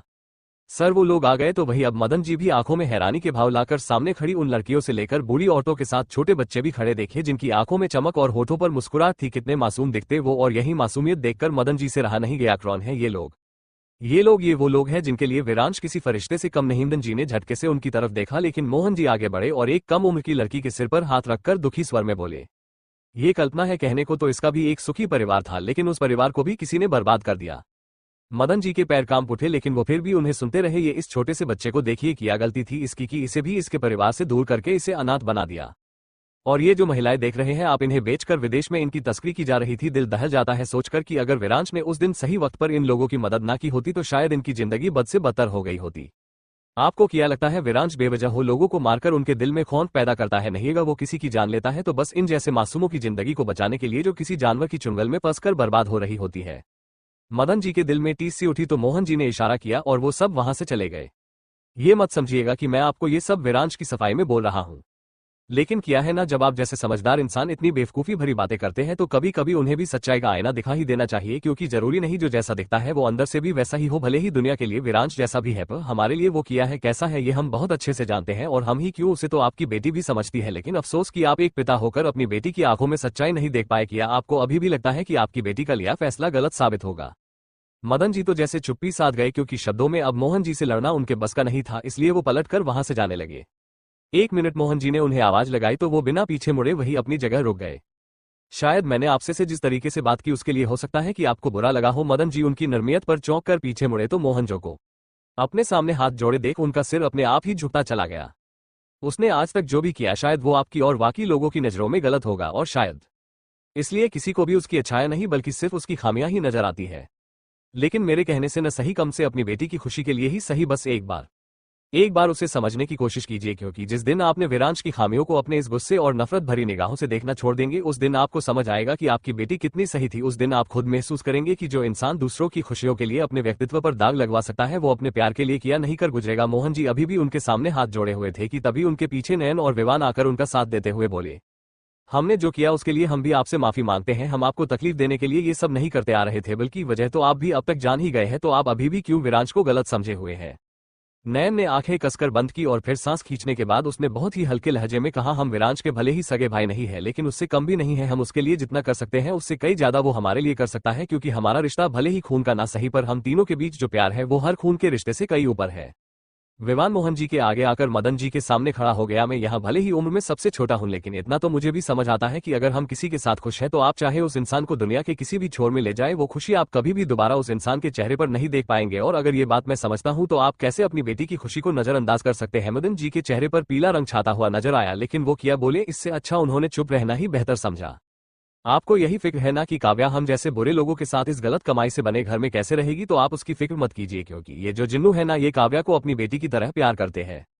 और ये नयन, विवान ने जितनी जल्दी सिर पीछे खड़े नयन की तरफ घुमाया उतनी ही जल्दी उसने वापस उसे फेर भी लिया। इसका मुझे पता नहीं, लेकिन काव्या मेरी अच्छी दोस्त बन चुकी है, और अगर पूरी सच्चाई जानने के बाद भी आपको अब भी लगता है कि काव्या ने विरांश को पसंद करके कोई गलती की है तो याद रखिए गलत आप भी उसके साथ कर रहे हैं, क्योंकि उसकी खुशी जिसमें है आप उसे जानबूझकर उससे दूर कर रहे हैं।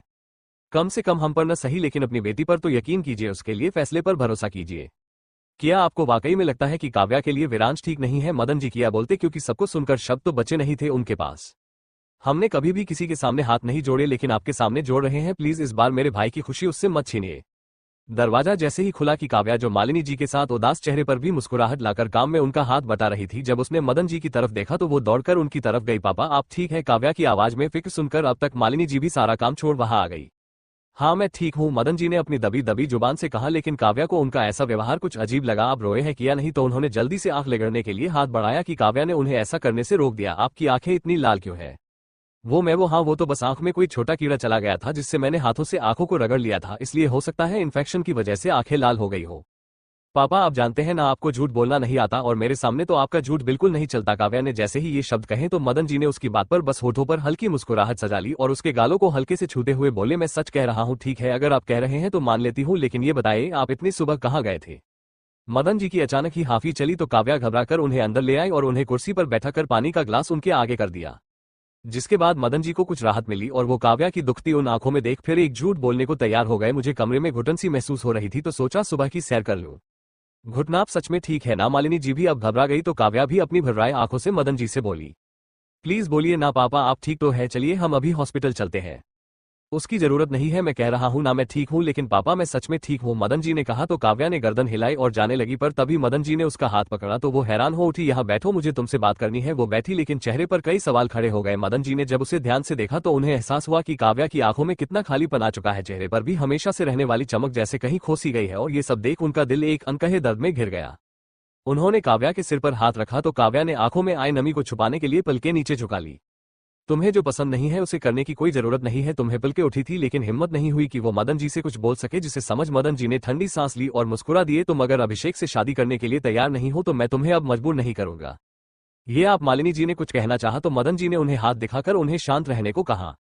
और काव्या की तो अब आंखें बोल उठी। उसे यकीन नहीं हुआ कि उसने अभी अभी जो सुना है वो सच भी है या नहीं, लेकिन वो इंतजार नहीं करना चाहती थी, इसलिए वो झटके से उठी और मदन जी के गले लगकर फपक पड़ी। थैंक यू पापा, थैंक यू सो मच। आप नहीं जानते आपने मेरे अंदर से कितना बड़ा बोझ हल्का कर दिया। Thank you and I love you.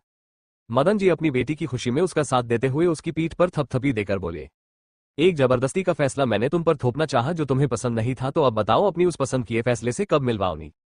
क्या मतलब उसे कुछ समझ नहीं आया तो वो उनसे दूर हो गई, लेकिन मदन जी अब भी मुस्कुरा रहे थे। रात हुई तो उसी के साथ ही पूरे मेंशन में एक सन्नाटा भी पसरा। सबके दिमाग में कुछ न कुछ चल रहा था, लेकिन बोलने के लिए किसी ने भी मुंह नहीं खोला। पर तभी आखिर तुमने उन्हें रोका क्यों नहीं? उन्हें एक बार तो समझाने की कोशिश की होती। मोहन जी चेहरे पर विरांश के लिए नाराजगी और उलझन को एक साथ मिलाकर बोले, लेकिन सामने विरांश जो सोफे पर अपने सिर को टेक लगा आंखें बंद किए था, वो उसी तरह ही रूखे अंदाज में बोला, मुझे उन्हें जितना समझाना था मैं समझा चुका हूं। उन्हें जो अपने बारे में नहीं भी बताना था मैंने वो उन्हें बताया। हर एक सच्चाई उनके सामने लाकर रख दी। अब इससे ज्यादा मैं किया करूं? नयन और विवान तो उसका मुंह देखते रहे जब तक विरांश ने आंखें खोलकर उन सबको वहां से जाने को नहीं कहा। जिन्नू, मैं कुछ देर अकेला रहना चाहता हूं। उसकी आवाज में ही थकावटपन था, जिसे समझ मोहन जी के साथ नयन और विवान भी परेशान हो गए। लेकिन मोहन जी ने कुछ कहना चाहा पर विरांश ने फिर से अपनी अलसाए आंखें खोल दी। प्लीज जिन्नू, बस कुछ देर के लिए अकेला रहकर जो कुछ हो रहा है उन सबसे दूर रहना चाहता हूं।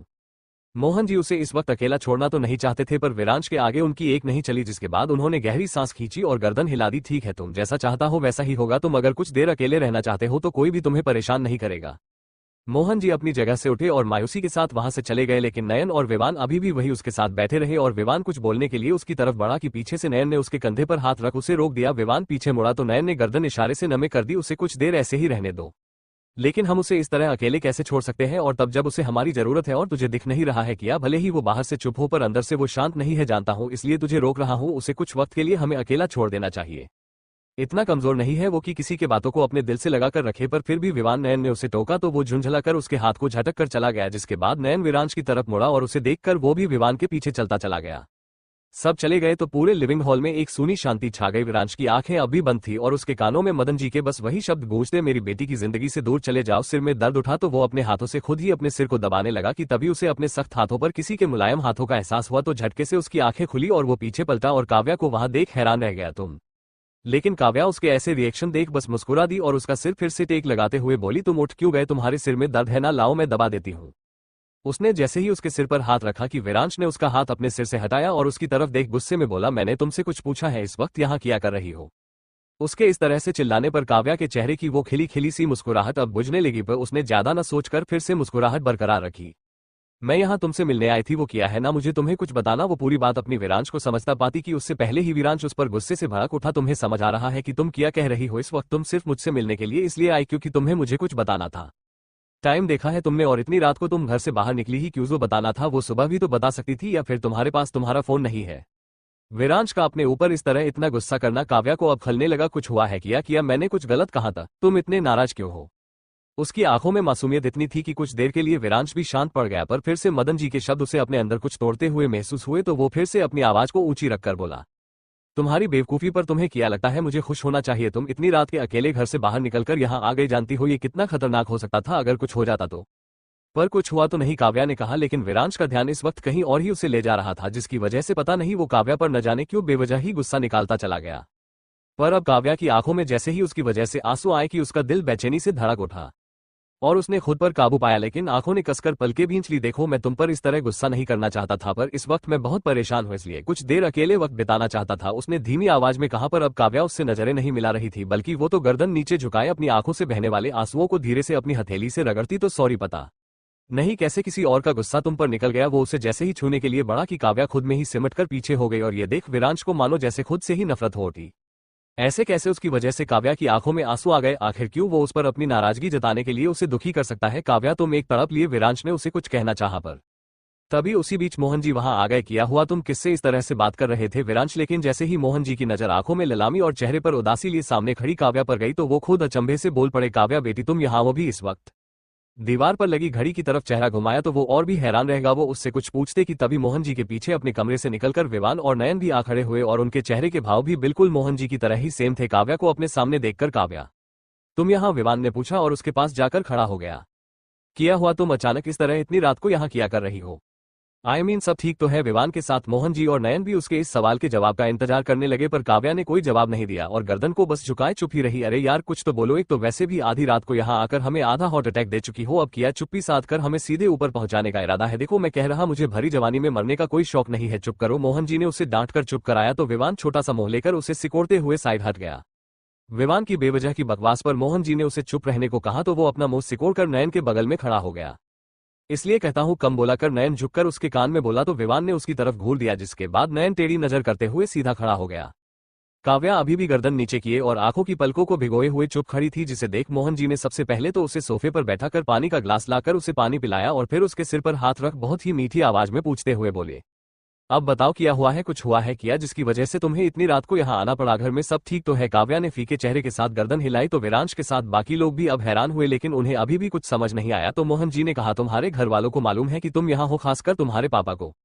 काव्या ने झटके से चेहरा ऊपर उठाया और विरांश की तरफ देख कुछ सोचने लगी, जिसके बाद उसने खुद को शांत किया और फिर मोहन जी की तरफ घूम गई। जिन्नू मुझे यहाँ पापा ही छोड़कर गए हैं, काव्या ने जैसे ही कहा मानो जैसे सबके ऊपर एक साथ ही आसमान टूटकर गिर पड़ा हो। नयन और मोहन जी तो चौंक गए, लेकिन विवान की आंखें बाहर आते आते बची, क्योंकि आज सुबह जिस तरह मदन जी यहाँ आए थे उससे तो उसे यही लगा था कि वो इतनी आसानी से कुछ समझेंगे नहीं, पर ये किया हुआ सुबह का भूला शाम को लौटे तो उसे भूला नहीं कहते, पर आधी रात को काव्या को यहाँ वो भी अपनी मर्जी से भेजकर आखिर वो क्या करना चाहते हैं। किया कहा तुम यहाँ किसके साथ आए हो। विरांश की हैरानी उसके माथे पर साफ दिख रही थी, लेकिन काव्या को अब उससे कोई मतलब नहीं था, इसलिए उसने उसे न सुनकर मोहन जी से ही बात करना शुरू रखा। मैंने कुछ पूछा है तुमसे, तुम यहाँ किसके साथ आए। विरांश ने उलझी निगाहें रख काव्या से फिर से सवाल किया तो इस बार भी उसने उसे कोई जवाब नहीं दिया। डोंट डू दिस, जो पूछ रहा हूँ उसका जवाब दो। विरांश मोहन जी ने उसे बीच में रोका तो विरांश अपने आने वाले गुस्से को खुद में ही पी गया, पर जो बेचैनी उसके अंदर थी वो उसका किया करे। मैं बस तुम्हें यही बताने वाली थी, लेकिन तुमने मेरी बात नहीं सुनी और किए। विवान फिर से अपनी कैची जैसी जबान के साथ बीच में टपका तो नयन ने उसके कंधे को अपने कंधे से धक्का मारकर उसे चुप रहने को कहा, लेकिन उन्होंने ऐसा क्यों किया। विवान की जगह नयन ने कहा तो मोहन जी भी काव्या की तरफ बड़े ही ध्यान से देखने लगे, जिसका जवाब शायद काव्या के पास भी नहीं था। अरे वो तो खुद इस सवाल का जवाब मदन जी से पूछना चाहती थी, पर उन्होंने भी उसे कुछ नहीं कहा और अचानक ही उसे यहाँ लाकर छोड़ दिया। एक तो वो पहले से ही खुद में परेशान थी, लेकिन विरांश के ऐसे बर्ताव ने उसे और भी ज्यादा उदास कर दिया। जिन्नू शायद किसी को पसंद नहीं आया है मेरा यहाँ आना, इसलिए अब मुझे जाना चाहिए। वो उठी और आंखों में छाए नमी को छुपाते हुए विरांश की तरफ देख जैसे ही जाने को हुई कि पीछे से मोहन जी ने उसे आवाज लगाकर रोक लिया, रोको। जिस पर एक बार फिर से सबकी नजरें मोहन जी से होते हुए काव्या पर टिक गई। अगर तुम्हें मदन जी खुद यहाँ छोड़कर गए हैं तो अब हमारा भी फर्ज बनता है कि हम उनकी बेटी का अच्छे से ख्याल रखें। काव्या उनकी तरफ नासमझी से देखने लगी तो वो मुस्कुरा दिए, लेकिन उससे पहले इतनी प्यारी आंखों में आंसू देने वाले को क्या सजा दी जाए वो तय करना है। आखिर ऐसे कैसे कोई भी मेरी होने वाली बहू से ज्यादा मेरी बेटी को रुला सकता है। विरांश की भौएं तनी और उसने अपने दोनों हाथों को बांध लिया, लेकिन विवान से कहा खामोशी बर्दाश्त होती, इसलिए वो आखिरकार बोल ही दिया, इसका मतलब विरांश की सजा काव्या तय करेगी। नहीं, मोहन जी ने साफ इनकार किया तो वो सोचने लगा, लेकिन तिरछी नजर की वो आग जैसी गर्म तपिश उसे जैसे ही महसूस हुई कि उसने डर से अपनी जबान काट ली, क्योंकि विरांश को अपनी तरफ घूरते हुए देख उसकी हिम्मत नहीं हुई कि वो उसकी तरफ एक और बार भी देखे। आप कुछ कह रहे थे जिन्नू। हाँ, मैं ये कह रहा था कि विरांश की सजा काव्या नहीं बल्कि हम तय करेंगे, क्योंकि अगर ये जिम्मेदारी काव्या को दी गई तो वो बहुत ही आसान सजा चुनेगी विरांश के लिए। ओह तो ऐसी बात है। विवान ने उसे छेड़ा और बत्ती सी फाड़ी तो काव्या की पलकें अपने आप ही झुकती चली गई। तो वही विरांश की नजर अब तक काव्या पर ही टिकी थी, जिसकी मुस्कुराहट उसके होठों से कोसों दूर थी। ये आप लोग क्या कर रहे हैं। विरांश ने काव्या से नजर फेर सामने देखा तो उसकी आंखें छोटी हो गई, लेकिन मोहन जी, नयन और विवान जो उनसे थोड़ी दूरी पर जाकर एक दूसरे के सिर से सिर जोड़कर एक घेरा सा बनाए थे कि उसी बीच में से विवान ने अपना हाथ उठा दिया। हम यहाँ तुम्हारे लिए सजा डिसाइड कर रहे हैं, इसलिए डिस्टर्ब मत करो। विरांश ने ऊब कर चेहरा इधर उधर हिलाया, लेकिन तब तक मोहन जी ने खराश की और तीनों ही उसके सामने तनकर खड़े हो गए। हम तो बड़े ही सोच विचार के साथ हम तीनों ने ये सजा तय की है कि काव्या की आंखों में आंसू लाने वाले और उसे इस तरह दुखी करने वाले इंसान को, यानी कि तुम्हें, अब उसके चेहरे पर वो मुस्कुराहट वापस लानी होगी जो तुम्हारी वजह से बिल्कुल फीकी पड़ गई है, और उसके लिए तुम्हें अभी और इसी वक्त काव्या को कहीं बाहर घुमाने के लिए ले जाना होगा। किया इस वक्त? हाँ, इस वक्त। मोहन जी ने सख्ती से उसके सवाल का जवाब दिया तो विरांश ने टेढ़ा मुंह करके काव्या को देखा, जो अपनी आंखों को ऊपर नीचे फड़फड़ा कर उन्हें ही देख रही थी। मैं कहीं नहीं जा रहा। वो मुड़ा और वहां से जाने लगा, लेकिन उसके सामने विवान और नयन ने आकर उसका रास्ता रोक दिया। ऐसे कैसे नहीं जाओगे, ये तुम्हारी सजा है जिसे तुम्हें मानना ही होगा। और तुम लोगों को लगता है मैं तुम्हारी कोई भी बात मानूंगा? उनकी ना सही पर मेरी तो मानोगे जिन्नू आप भी? हाँ मैं भी, क्योंकि मैं खुद यही चाहता हूँ। इसलिए अब बिना कोई बहाना किए चुपचाप काव्या को किसी अच्छी जगह घुमा कर लाओ। लेकिन जिन्नू किया, जिन्नू जिन्नू कर रहे हो, लेकर जाओ ना। विरांश ने एक साथ उन सब की जिद पर गहरी सांस भरी और उनके सामने हार मानते हुए सिर झटक दिया। ठीक है, जैसा आप लोग चाहते हैं मैं वैसा ही करूंगा। उसने नयन की तरफ इशारा किया तो उसने विरांश की ओर गाड़ी की चाबी उछाल दी, जिसे पकड़ने के बाद वो बिना रुके वहां से बाहर चला गया। अब तुम क्यों खड़ी हो, जाओ ना। और हाँ, उससे अपने एक एक आंसुओं का गिन गिन कर बदला लेना। लेकिन अरे यार अब तुम्हारा भी लेकिन वेकेंड शुरू हो गया, जाओ। नाइक तो बड़ी मुश्किल से माना है। वो विवान ने काव्या के कंधे पकड़ उसे जबरदस्ती घुमाया और विरांश के पीछे भेज दिया, लेकिन उसके बाद वो मोहन जी और नयन के कंधे से लटका और अपना उल्टा सीधा दिमाग लगाकर बोला, वैसे जिन्नू आपको नहीं लगता ये सजा कम मजा ज्यादा है? मोहन जी और नयन उससे झटक कर दूर हुए तो वो लगभग गिरते गिरते बचा। अरे बच्चे की जान लोगे क्या? और मैंने गलत किया कहा? मोहन जी उसे बहुत ही अजीब नजरों से देखा और मुंडी हिलाते हुए वहां से चले गए। ये चले क्यों गए?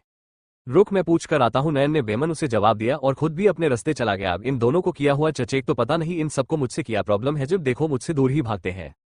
दूसरी तरफ से आकर गाड़ी की खिड़की खोली और बिना कुछ कहे वो उसमें बैठ गई। तुम्हें कहीं जाने की जरूरत नहीं है, मुझे बस घर छोड़ दो, काव्या ने रूखे शब्दों में कहा। तो विरांश कुछ पलों के लिए उसे बस देखता रह गया, लेकिन फिर उसने भी काव्या से बिना कोई सवाल के गाड़ी स्टार्ट की और रात के उस अंधेरी सड़कों पर अपनी पकड़ बना ली। लेकिन उस बीच वो उठी खामोशी दोनों को ही कहीं ना कहीं चुभ सी रही थी, पर किसी ने भी आगे बढ़कर कोई पहल नहीं की।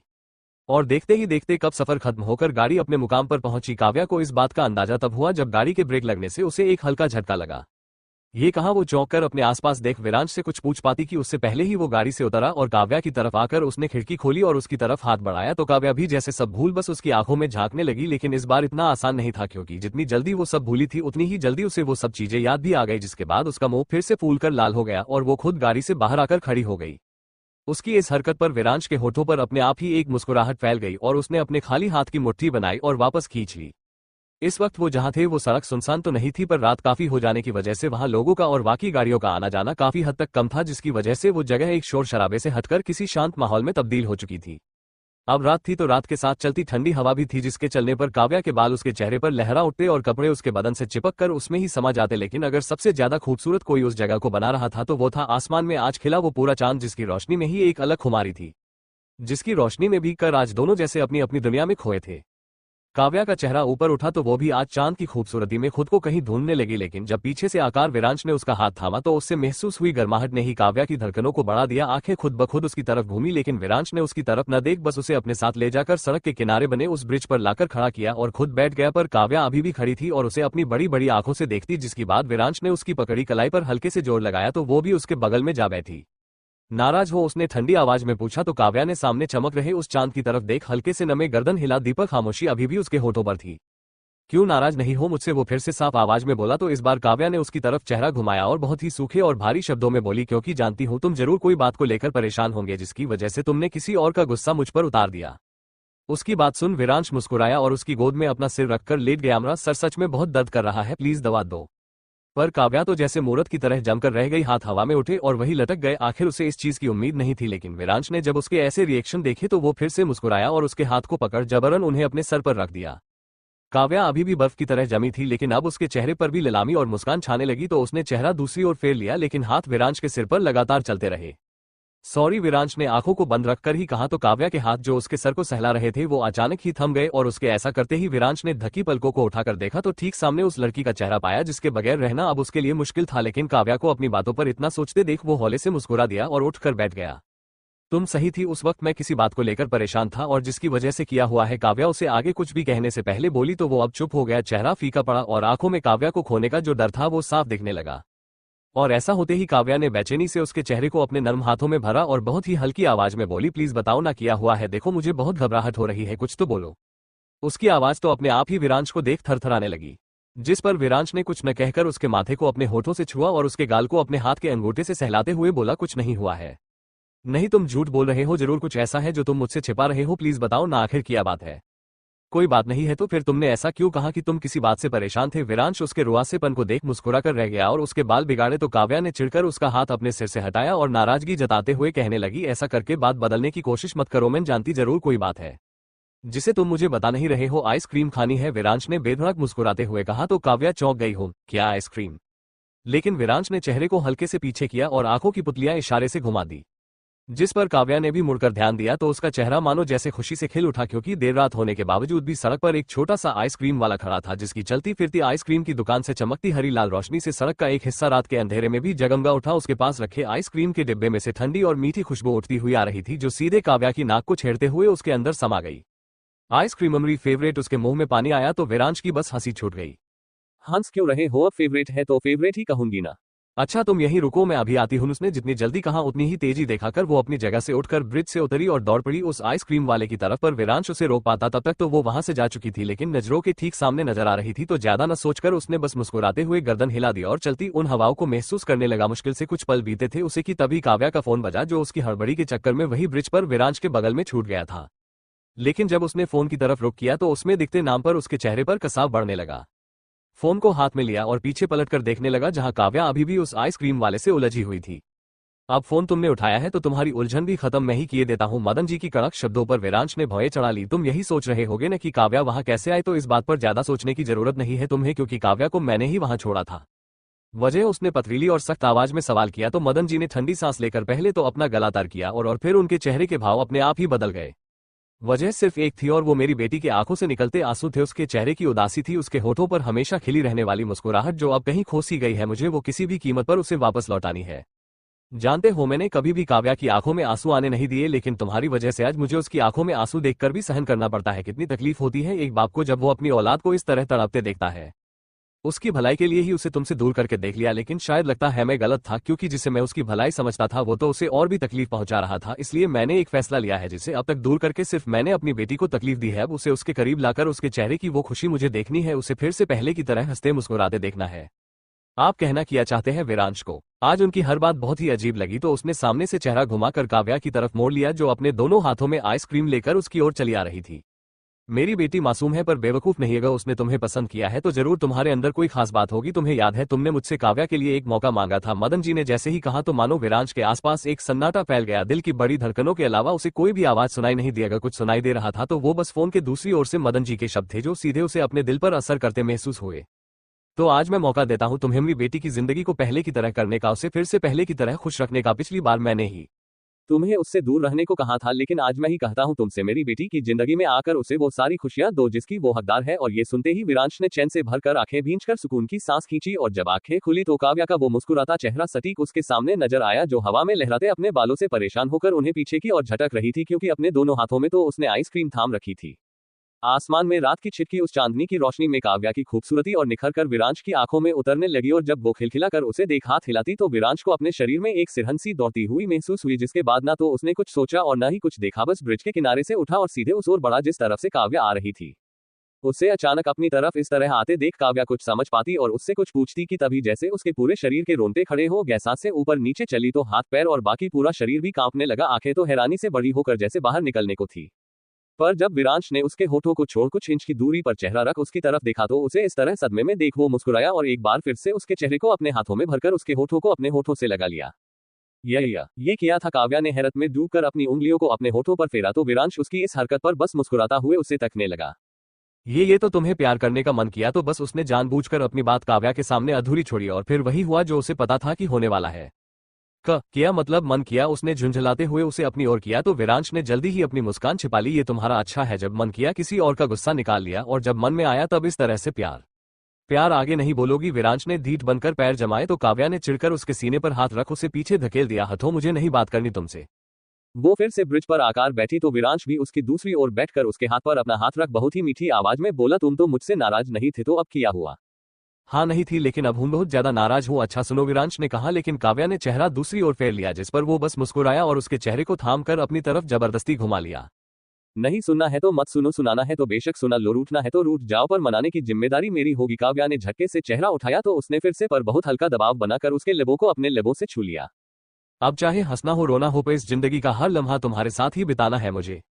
काव्या को झटके पे झटके लग रहे थे, लेकिन तभी उसने इन सब चीजों से खुद को बाहर लाने के लिए जल्दी से आइसक्रीम उसकी तरफ बढ़ा दी और बालों की बिखरती लिटों को कान के पीछे कर जबरन मुस्कुराने लगी। तो विरांश ने भी इस बार कुछ न कहकर खामोशी से उसके हाथ से आइसक्रीम ली और शांत बैठ गया, लेकिन काव्या कहाँ शांत थी। वो बेचैनी से आइसक्रीम खाती कम और जल्दबाजी में चबाती ज्यादा, जिस वजह से उसका पूरा मुंह आइसक्रीम में लगी चॉकलेट से सन गया। पर उसे कहाँ इस बात का होश था, वो बस आइसक्रीम खाए जा रही थी कि तभी आज मुझसे मिलने तुम्हारे पापा मेरे घर आए थे और इसके साथ ही एक और झटका, जिसके बाद काव्या की पलकें फड़फड़ाते हुए उसे देखने लगी। तुम जानना चाहती थी ना कि मैं किस बात से परेशान था, तो बस यही बात थी। किया कहाँ उन्होंने तुमसे? उसने बाकी बातें छोड़ विरांश से बस यही पूछा। कुछ देर के ठहराव के बाद वो सांस लेकर बोले, वो चाहते हैं कि मैं तुम्हारी जिंदगी से हमेशा के लिए दूर चला जाऊं। किया दिल धड़क उठा तो हाथ से थरथराकर आइसक्रीम नीचे छूट गई। तुमने किया कहा फिर उनसे?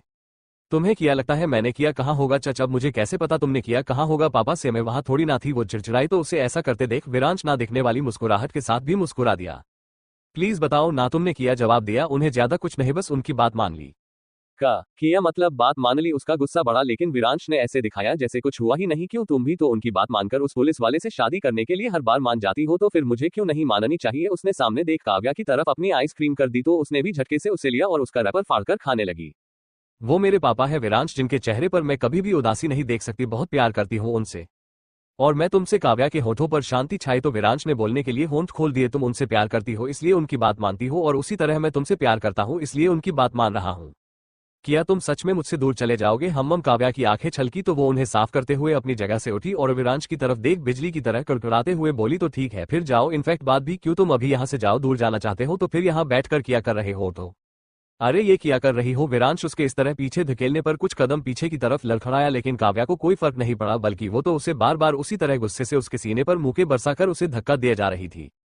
काव्या रुको, मैं गिर जाऊंगा नीचे। हाँ तो गिर जाओ, वैसे भी तुम ही मुझसे दूर जाना चाहते थे। आई से स्टॉप इट। लेकिन काव्या नहीं रुकी, क्योंकि उसे तो जैसे कुछ सुनाई ही नहीं दिया। लेकिन जब उसके बार बार ऐसा करने पर विरांश को लगा कि सच में काव्या नहीं रुकेगी, तो उसने उसका हाथ पकड़ा और अपनी तरफ घुमाया, जिससे सीधे उसकी पीठ विरांश के सख्त सीने से जा लगी। छोड़ो मुझे। वो उसकी बाहों में कसमसाई तो विरांश ने एक हाथ उसकी कमर पर रख उस पर पकड़ कसी और मजबूत कर दी। तुम बहुत बुरे हो। आई नो, पर सिर्फ औरों के लिए, क्योंकि तुम्हारे लिए तो मैं नहीं, तुम मेरे लिए भी बहुत बुरे हो। काव्या ने गुस्से में उसकी पूरी बात भी नहीं सुनी तो विरांश मुस्कुरा दिया और अपना चेहरा उसके कंधे पर टिकाकर बहुत ही शांत आवाज में बोला, ठीक है अगर तुम्हें यही लगता है तो फिर यही सही, लेकिन याद रखना यही बुरा इंसान तुम्हें सबसे ज्यादा प्यार करेगा। विरांश के एक एक शब्द काव्या के कानों में गूंजे तो उसकी सासों ने भी उससे बगावत करना शुरू कर दिया। पहले तो तुम मुझे छोड़। उसने फिर से कोशिश की, पर इस बार भी विरांश की पकड़ की वजह से वो नाकाम हो गई। तुमने एक बार भी पापा को समझाने की कोशिश नहीं की? मुझे लगा था तुम उन्हें मनाओगे, उन्हें यकीन दिलाओगे कि तुम बुरे नहीं हो, पर नहीं, तुम तो खुद अपनी मर्जी से मुझसे दूर रहना चाहते हो। तो फिर मुझे क्या करना चाहिए? मुझे उनकी बात मानकर तुमसे दूर नहीं जाना चाहिए। तो सोच लो, अगर ऐसा हुआ तो कहीं उन्हें बुरा न लग जाए। विरांश की शरारती लहजे को काव्या समझ न सकी तो वो और भी गुस्से में भर गई। तुम एक काम करो, तुम बस जाओ, मुझसे दूर जाना चाहते हो तो चले जाओ, और हाँ भूल जाना कि काव्या नाम की कोई लड़की तुम्हारी जिंदगी में आई थी। अगर भूलना इतना आसान होता तो कब का भूल जाता, लेकिन लगता है तुम्हें भूलने के लिए मौत भी कम पड़ेगी। तुम ना अपनी ये चिकनी चुपड़ी बातें अपने पास रखो, क्योंकि अब मुझे यहाँ एक मिनट भी नहीं रुकना, मैं जा रही हूँ। हटो। काव्या ने ताकत लगाकर खुद को विरांश के कसाव से आजाद किया और मुंह को गुस्से में तमतमाते हुए दूसरी ओर चल दिए। रे रुको तो सही, पहले मेरी पूरी बात तो सुन लेती। विरांश ने पीछे से आवाज लगाई, पर शायद गुस्सा कुछ ज्यादा ही था। मुझे कुछ नहीं सुनना, काव्या ने झपट कर कहा और हाथों में पकड़ी आइसक्रीम उसकी तरफ फेंक कर मारी, जिसे विरांश अपने ऊपर लगने से पहले ही कैच कर चुका था। लो इसे तुम ही खाओ। काव्या गई तो विरांश कभी उसकी तरफ देखता तो कभी काव्या के द्वारा फेंका हुआ आइसक्रीम शस्त्र को देख मुस्कुरा देता। इसीलिए कहता हूँ मुझे मीठा कुछ खास पसंद नहीं। विरांश ने हंस सिर हिलाया और फिर काव्या के पीछे पीछे चल दिया। करीब आधी रात गुजर गई जब काव्या की आंख कसमसाते हुए खुली, लेकिन खुद को अभी भी विरांश की गाड़ी में देख वो हड़बड़ाकर सीधे बैठी और उथली पुथली आवाज के साथ आंखों को बार बार मसलते हुए कहने लगी, हम घर कब पहुंचे? जब तुम सो गई थी, विरांश ने मुस्कुराते हुए नरमियत से कहा तो काव्या ने चिढ़ भरी मुस्कान को होठों पर सजा ली। वेरी फनी, अब कोई मजाक नहीं, सच सच बताओ कितनी देर से बैठे हो? बस यही कुछ 1 घंटा बीता है। किया 1 घंटा? तुम 1 घंटे से यही हो, तुमने मुझे जगाया क्यों नहीं? क्योंकि जगाने का मन नहीं किया। उसकी इतनी महीन बोली पर काव्या किया कहती, इसलिए उसने चेहरा ही नीचे झुका लिया। पता नहीं किसी ने नोटिस किया कि नहीं, पर जब तुम ब्लश करती हो तुम्हारा चेहरा और भी खूबसूरत लगता है। तुम्हारा मन भरा नहीं मुझे परेशान करके, जो फिर से एक बार शुरू हो रहे हो। काव्या ने अपने लाल पड़े गालों को संभाला और गाड़ी से बाहर आ गई। वैसे एक पूछूंगा, मान लो मेरा किया मजाक सच होता तो तुम क्या करती? मैं काव्या मुड़ी तो विरांश ने हाँ में गर्दन हिला दी। बताऊं मैं क्या करती? बताओ, वो बेबाक बोला तो काव्या धीरे से करीब आए और उसकी शर्ट के कॉलर को पकड़ अपनी तरफ जोर से खींच लिया। तुम्हारी जान ले लेती, समझे? एक बात याद रखना, तुम अपनी मर्जी से आए हो मेरी लाइफ में, लेकिन जाने का हक तुम्हें मेरी मर्जी से भी नहीं है। विरांश ने उसकी आंखों में कुछ देर तक झांका और फिर मुस्कुरा दिया। ठीक है समझ गया, अब हंसो मत, मैं सीरियस हूँ। हाँ मालूम है। उसकी मुस्कुराहट तो चेहरे पर चिपकी थी, जो काव्या को और भी चिढ़ाने का काम कर गई। तुमने मुझे घर तक छोड़ दिया ना, अब तुम जाओ।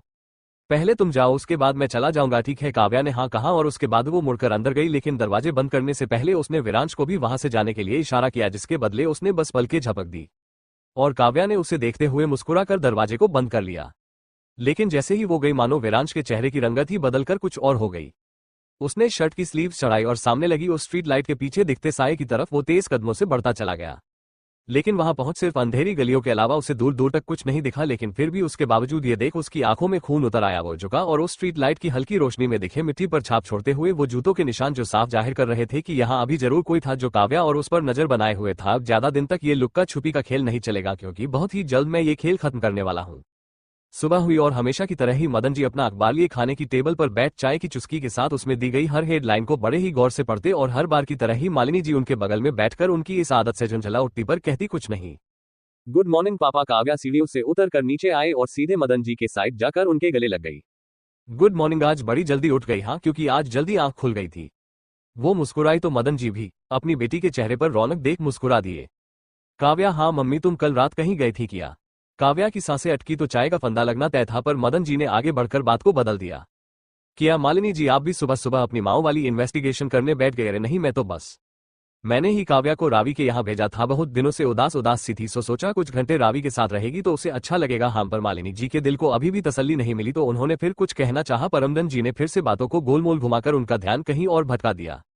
काव्या को यकीन नहीं हुआ तो वो मदन जी की तरफ हैरानी भरी नजरों को लिए उन्हें देखने लगी, लेकिन मदन जी ने उसे उंगलियों के इशारे से शांत रहने को कहा, जिस पर काव्या और भी उलझन में डूब गई। काव्या, बेटा हाँ पापा, जरा मेरा फोन देना। जी पापा। उसने अपने ख्यालों को झटका और टेबल की दूसरी साइड रखे मदन जी को फोन उठाकर उन्हें दे दिया। उन्होंने बड़े ही आराम से काव्या के हाथों से फोन लिया। मुझे किसी का नंबर चाहिए, उन्होंने सीधा सवाल किया तो काव्या भी अपना फोन निकाल बोल दी। हाँ बोलिए ना पापा, किसका नंबर चाहिए आपको? मोहन जी का। तुम्हारे पास तो होगा ना उनका नंबर?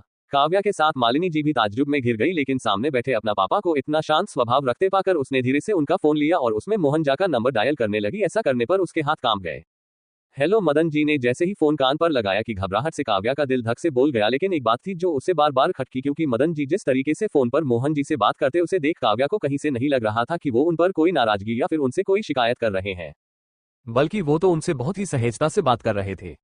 जी नमस्ते, मैंने आपको फोन इसलिए किया क्योंकि मुझे आपसे एक जरूरी बात करनी थी। नहीं वहां नहीं, अगर आप लोगों को कोई परेशानी न हो तो क्या आप लोग शाम को हमारे घर पर आ सकते हैं? बात करते हुए उन्होंने बीच में काव्या की तरफ देखा, जिसका चेहरा बिल्कुल पीला पड़ता जा रहा था। काव्या ने बगल में बैठी मालिनी जी की तरफ नजर घुमाई तो उन्होंने भी बस आईब्रो मटकाकर कुछ न पता होने के लिए ना में सिर हिलाया। जी धन्यवाद, अब तो शाम को ही सारी बातें होगी। और इतना कहकर उन्होंने लंबी सांस छोड़ी और फोन काट दिया। मालिनी जी, क्या आप शाम को खाने का देख सकती हैं? जी जरूर। उन्होंने बेमन ही सिर झुकाया और कुर्सी से उठकर वो किचन की तरफ चली गई।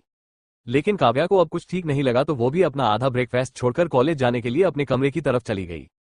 काव्या और मालिनी जी जब अपने अपने काम के लिए वहां से गई तो अब सिर्फ खाने की टेबल पर मदन जी अकेले बचे, जिनकी आंखें अब अचानक ही खाली पड़ चुकी थी। उन्होंने अपने चेहरे के नीचे अपने हाथों को रखा और उस पर अपनी ठुड्डी टिकोली। उनके मन में एक अलग ही खलबली मची हुई थी। अपने लिए इस फैसले पर किया वो जो कर रहे हैं या करने वाले हैं वो फैसला सही है, लेकिन उनके सोचने से ज्यादा इस बात पर उन्हें फर्क पड़ता था कि उनकी बेटी की खुशी किसमें है। और अब तक तो वो इस बात को अच्छे से जान चुके थे, क्योंकि जिस तरह कल रात काव्या के होठों पर मुस्कान और आंखों में खुशी की चमक थी उसके आगे उन्हें कुछ भी समझ नहीं आया। और जितना वो धीरे धीरे अब विरांश को समझ रहे थे उससे एक बात तो साफ थी कि अगर काव्या को कोई उनसे भी ज्यादा खुश रख सकता है तो वो विरांश ही है। वो भले ही लोगों की सोच के हिसाब से एक बेमतलब बेदिल बेहरम इंसान हो जिसे लोगों की किसी भी अंदरूनी भावना से कोई फर्क नहीं पड़ता, लेकिन अब अगर कोई उनके नजरिए से बात सोचे तो ऐसा नहीं है जो लोगों के लिए इतना बुरा है वो उनकी बेटी के लिए इतना अच्छा कैसे हो सकता है। जो लोगों के हिसाब से किसी की भावनाओं की कदर नहीं करता वो उनकी बेटी की खुशी के लिए कुछ भी कर सकता है। जिसे किसी की इज्जत से कोई मतलब नहीं वो काव्या के लिए उनकी इज्जत करता है, वरना जो इंसान उनकी बेटी को जबरदस्ती उनकी बिना मर्जी से ले जा सकता है वो किया काव्या से एक बार फिर से जबरदस्ती शादी नहीं कर सकता। लेकिन नहीं, वो ऐसा नहीं करेगा, क्योंकि लोगों ने उसे जितना पत्थर दिल बना रखा है उतना ही उसका दिल साफ है, जिसे हर किसी के दुख दर्द से फर्क पड़ता है, भले ही उसका ये रूप कोई समझ न सके। लेकिन मदन जी की नजरों में विरांश की छवि अब वो बन चुकी थी जिसके साथ अब वो अपनी बेटी का रिश्ता जोड़ने के लिए तैयार हो गए थे।